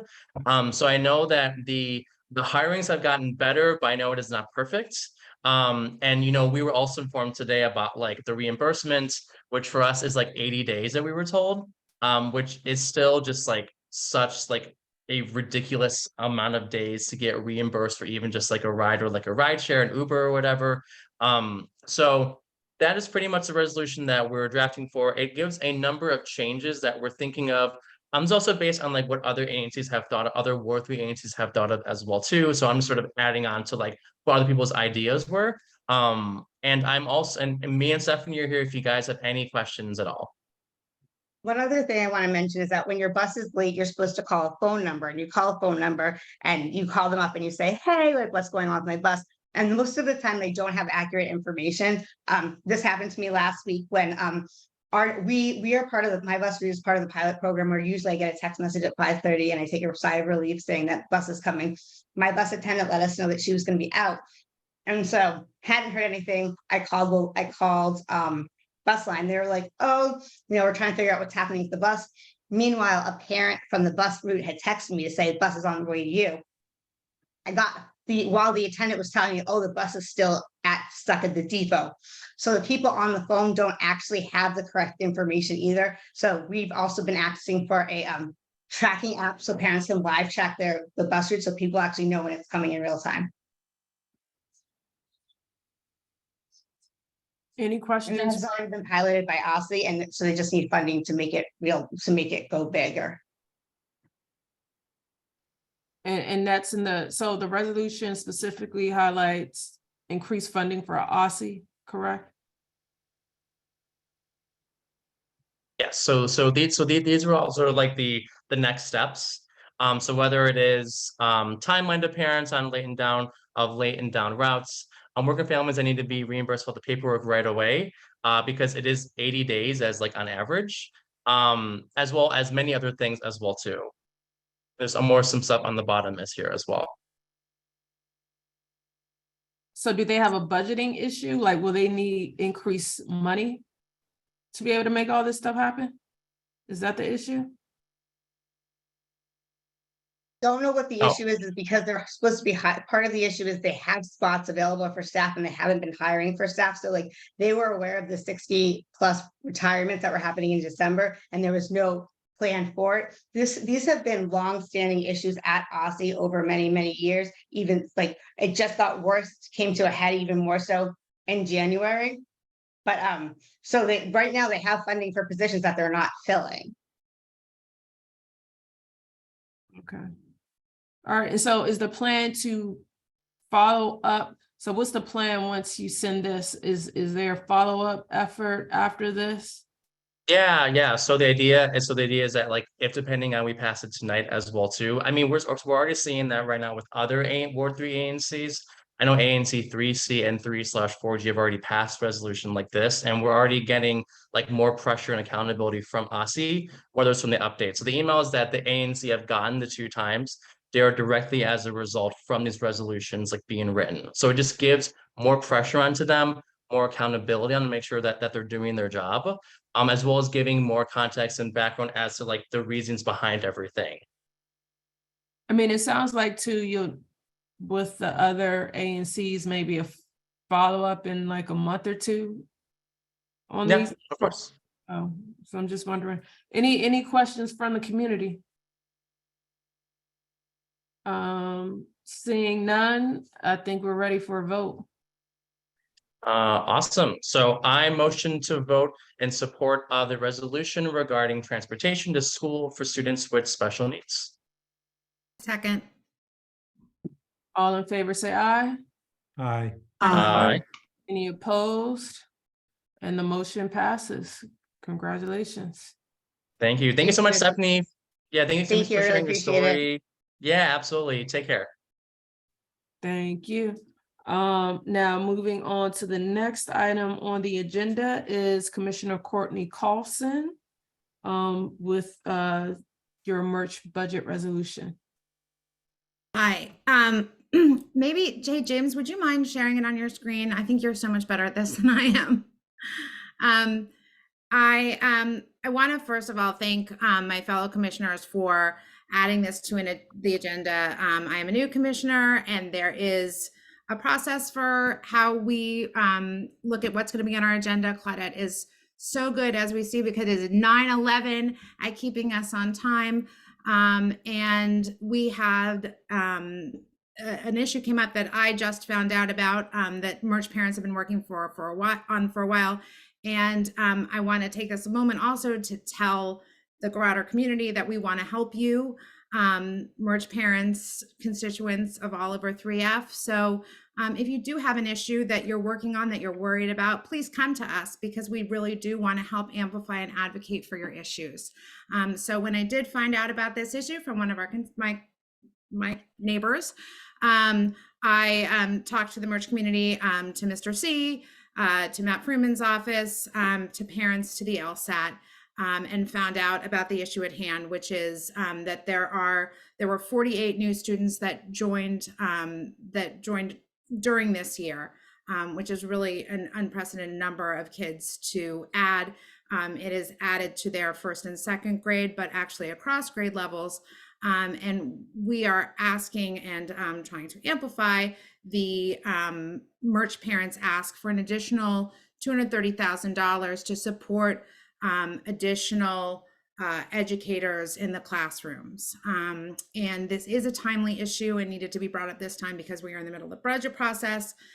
Elias from Matt Freeman's office is here on the Zoom as well, who can speak to Matt Freeman's advocacy and for this issue. So, and then we could have merch parents raise your hand who want to speak to it as well. But again, Yes. commissioners. Yep. Thank you, Courtney. I wanted to, is anyone from Matt Freeman's, council member Freeman? Elias is here. Hi, commissioners. Hi, I'm Elias Benda. I'm a legislative assistant for Councilmember Fruman. I deal with education policy.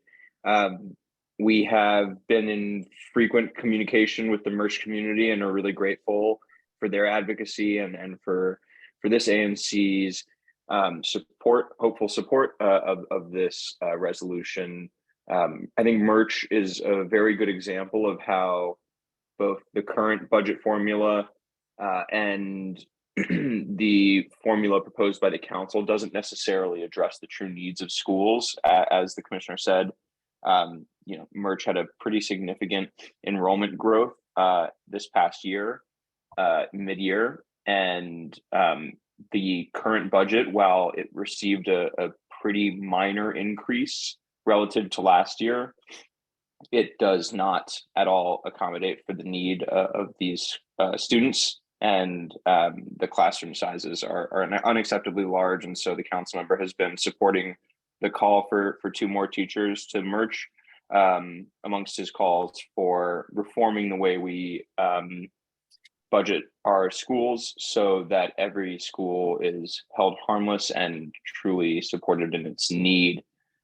So I do really appreciate the advocacy of the merch community, and I'll put my information in the chat if people want to continue this conversation. But thank you for moving this. And I will say it is very timely. The markup on the cow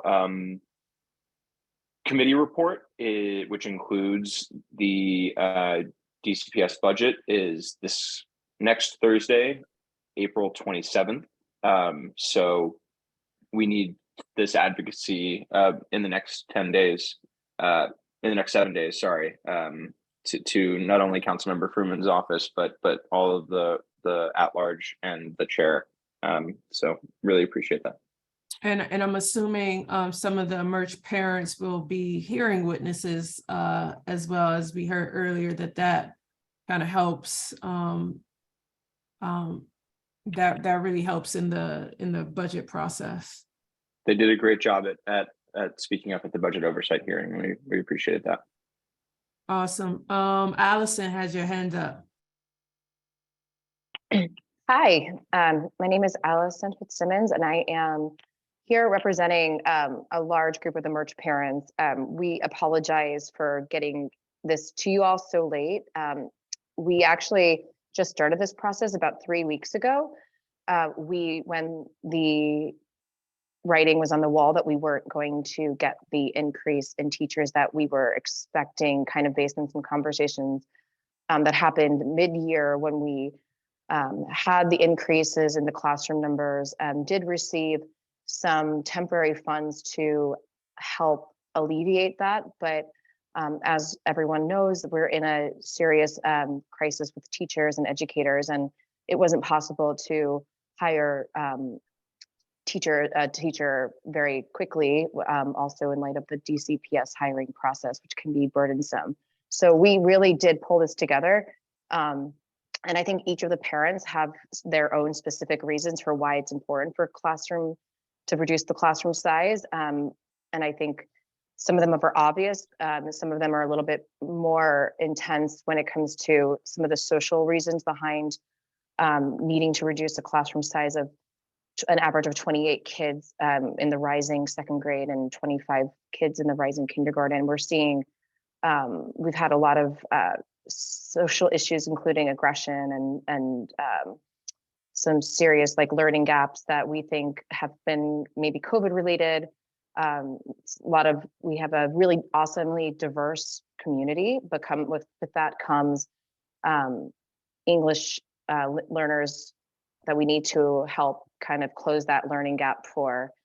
And so we do appreciate the 1.7% increase, but as Eric Goulet said, that's not even an actual increase, and it definitely does not account for the increased that number of students that we had in this past year, let alone any projected number of increase for students for next year. And I think one of the things that we learned along the way and kind of making our way through this budget process, and we appreciate Elias's initial conversation. He was really helpful in getting this off the ground with us to kind of even figure out where this was going and how the budget works. But that with 48 students, we were going to need to increase that number, and it had to be done based on the formula that wasn't really working and didn't take into account some specific scenarios that Merch is experiencing. I think that, so the ask is that we are asking the council to find the $230,324 that would fund 2 teachers for first and second grade. And I also appreciated Lindsay's commentary on this, Lindsay Appia. And I just want to make clear that we do have the space at Merch. They did already have the modernization that Merch underwent. We have classrooms ready for it. It is literally putting teachers in those classrooms, and it's important that we make this happen in this council, in this round of budgeting the workup that's going to happen next week, because we need the time to get the teachers hired. We need good teachers. We need to be able to get them now and interview and fill their seats, so that the kids can be ready to learn come the fall. So I'm happy to answer any questions that anyone might have. If there are any. I see, thank you, Allison, for your comments on that. I see okay, I see Merch LSAT parent. If you want to make a comment as well, I'll just add you. Yes, I wanted the community to know that LSAT, which constitutes community members, by the way, as well as parents and staff, we provide recommendations and advice for how the budget is used. And one of the things that we do specifically is look at data. We're very interested in seeing where and how we can make the most impact based on our needs and our children's needs. So we end up looking at their scores, and that's how we decide if we need reading specialists, if we need, or math specialists, and so forth. And one of the things that we have done this year was to really see that have the decisions we've made in the past couple of years regarding budget and where we're allocating our resources for specific staff been making a difference. So our principal, Mr. C, had asked headquarters, DCPS, to give us some stats regarding how our children have done in the upcoming years after Merch. And what we found was that the kids, for instance, at Deal, those children who have been at Merch for longer amounts of years actually were more successful. And our focus is not just saying, let's put a Band-Aid on this and getting, teachers here, but understanding that we are making an investment, especially in that early education, that does impact, for instance, future years.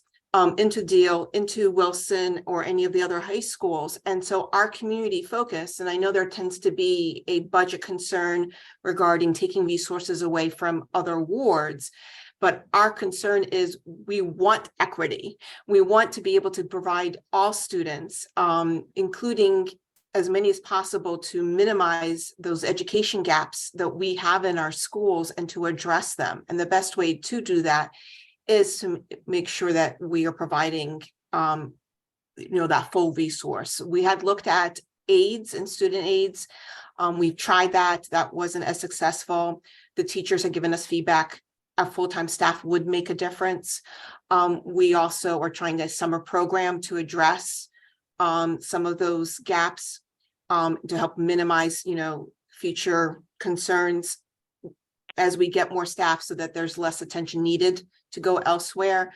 So we're working around it in every way we can. And at this point, it's really having staff that we think will make the significant difference for the future. Thank you. And I see I got a question from Commissioner Tederick and Commissioner Hewitt as well, but just want to interject real quick. Eric Goulet, if you can just check your chat real quick. You have a message in the chat. I just wanted to highlight that for you. Commissioner Tenderick. Awesome. Thank you so much for being on the call. I really appreciate it. I forgot, I used to be a teacher. I taught DCPS in DC public charter schools for several years. I was a 4th grade teacher, 2nd grade teacher, and then most recently I was an ESL teacher for preschool and 1st grade. So yeah, I've been in the classroom for a few years. A couple of questions for you. You mentioned that there was an increase of student enrollments. Do you know the reason why? Was it just mid-year students that came in halfway through the year? Was there any reason why there was such a huge increase of enrollments? Yeah, so this is to me, right? Sorry, James said. Okay. I mean, it can be anyone. Yeah. Oh, okay. So we believe some of the increase, at least partially, was due to the voucher housing program that was introduced, that we had many students that moved into our school district. And so they were introduced to the classroom, which is amazing. And I think that's what I love about Merch is the diversity that we see, that my daughter sees. Every kids from different countries that speak different languages, that represent different cultures, but we need to meet those kids where they are, and those kids need the help. They can't just be introduced into a classroom and kind of just be left in the side when you have 28 children, and first graders are still little, you know, they're 6 and 7 years old. They're just out of the potty situation where they can really go by themselves and, you know, make it back from the bathroom, you know, predictably.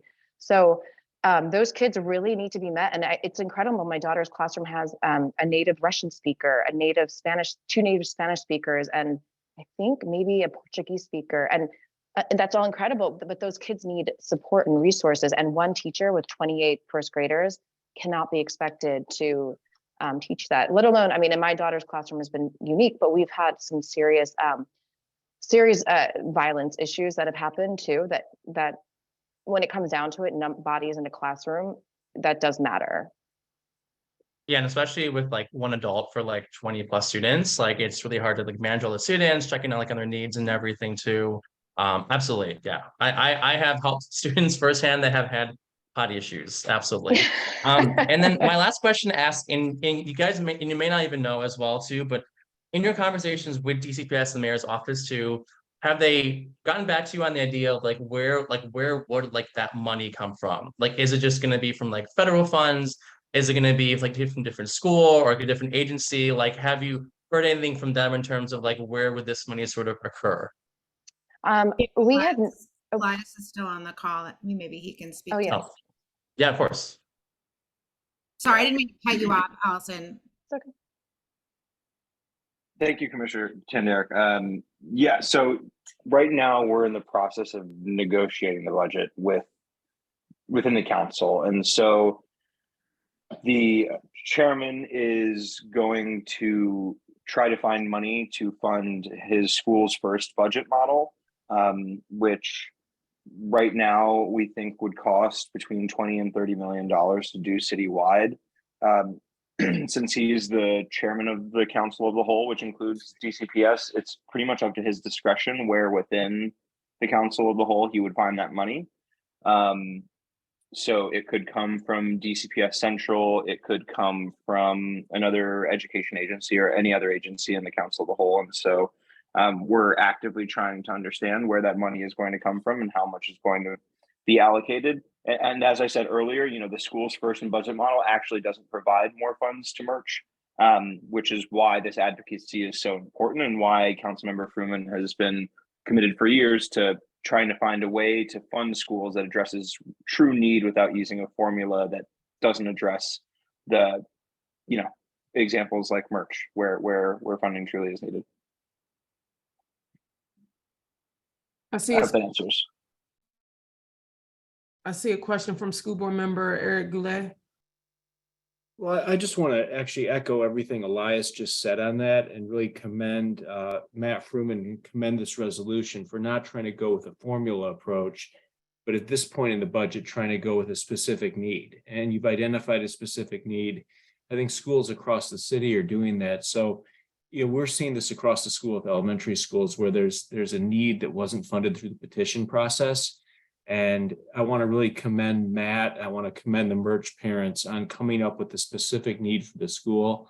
And as I said before, I'm excited to work with Elias and to support Matt on whatever he needs for this and for the other schools in the ward that are experiencing similar issues, all of which are either at the elementary school level or with Hardy that had a large enrollment increase previously, just like Merch has had and was underfunded last year. So just want to commend James again and commend Merch for all their advocacy tonight. And I'm here to help in any way I can. So thank you all.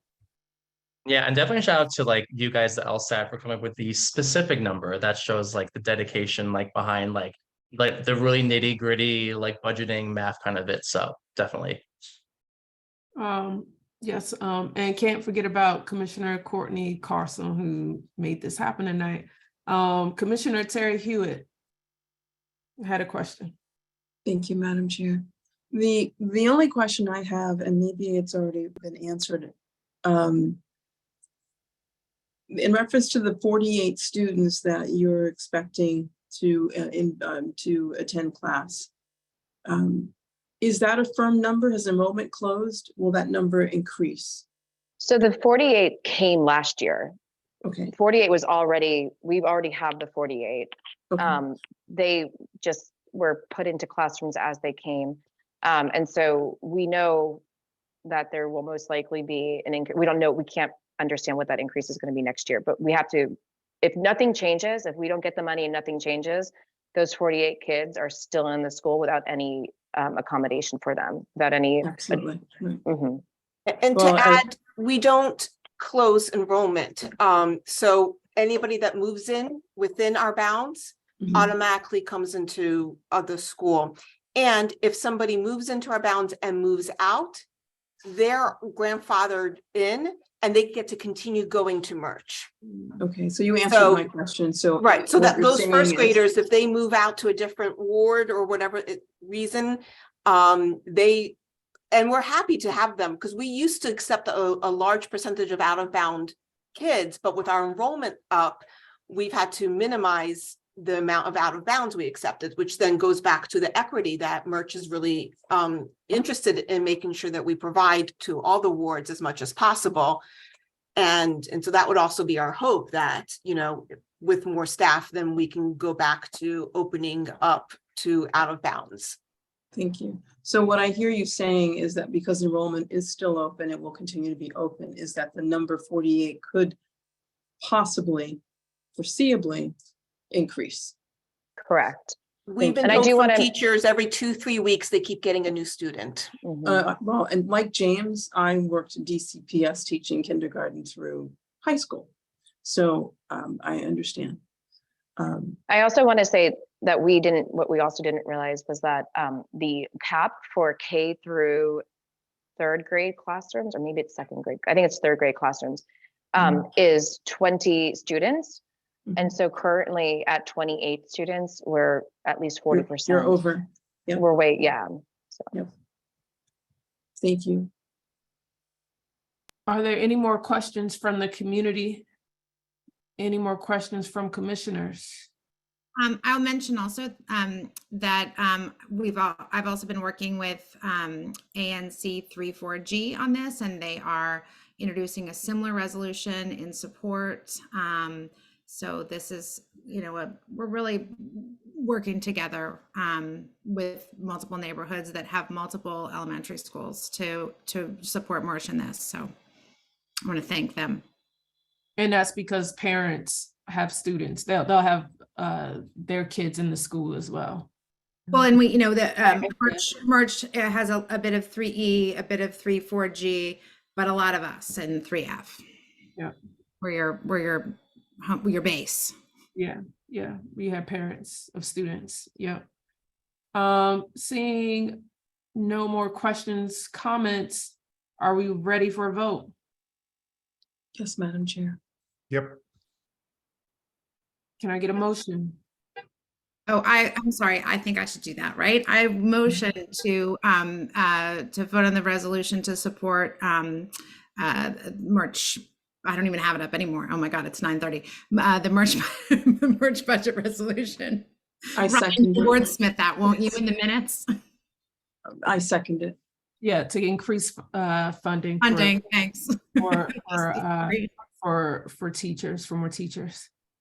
And there's a second, Terry seconded. All in favor, say aye. Aye. Aye. Any opposed? And the motion passes. Congratulations, and thank you everyone for your advocacy. Thank you. Thank you so much. I'd second James's plea that Merch parents be here with us. We would love to have your advocacy. We would love to help amplify your advocacy. My kids went to Merch. It's such a wonderful place, and it makes our neighborhood great. So thank you for keeping it there. Yes, and in addition, you're able to work on more education issues in the community through our education committee as well. So definitely Streets and sidewalks. Yep. Yes. There are many ways to engage on community issues, but you know, it's also a way for you if you need to follow up in some way. There's ways to be able to do that within the education committee as well. So there's a focus specifically on your efforts. So I hope you're able to look into that moving forward as well. So with that said, I don't see we are at the end of our meeting. It's 9:34. Our next meeting is Tuesday, May 16, 2023, and we'll be between now and then, we'll be figuring out what our agenda is going to be, but it's always normally something public safety related, environmental education, some of the top issues in our community. So look out for that agenda and let us know if there's anything else you want us to work on. Can I get a motion? I move to adjourn. Is there a second? I second it. All in favor say aye. Aye. Aye. Any opposed? And the motion passed. And the motion passes. I will see everyone on Tuesday, May 16, 2023. Thank you so much for joining us tonight and we appreciate your comments. Have a good evening. Thank you so much. Bye, Have a everyone. good night. Good night.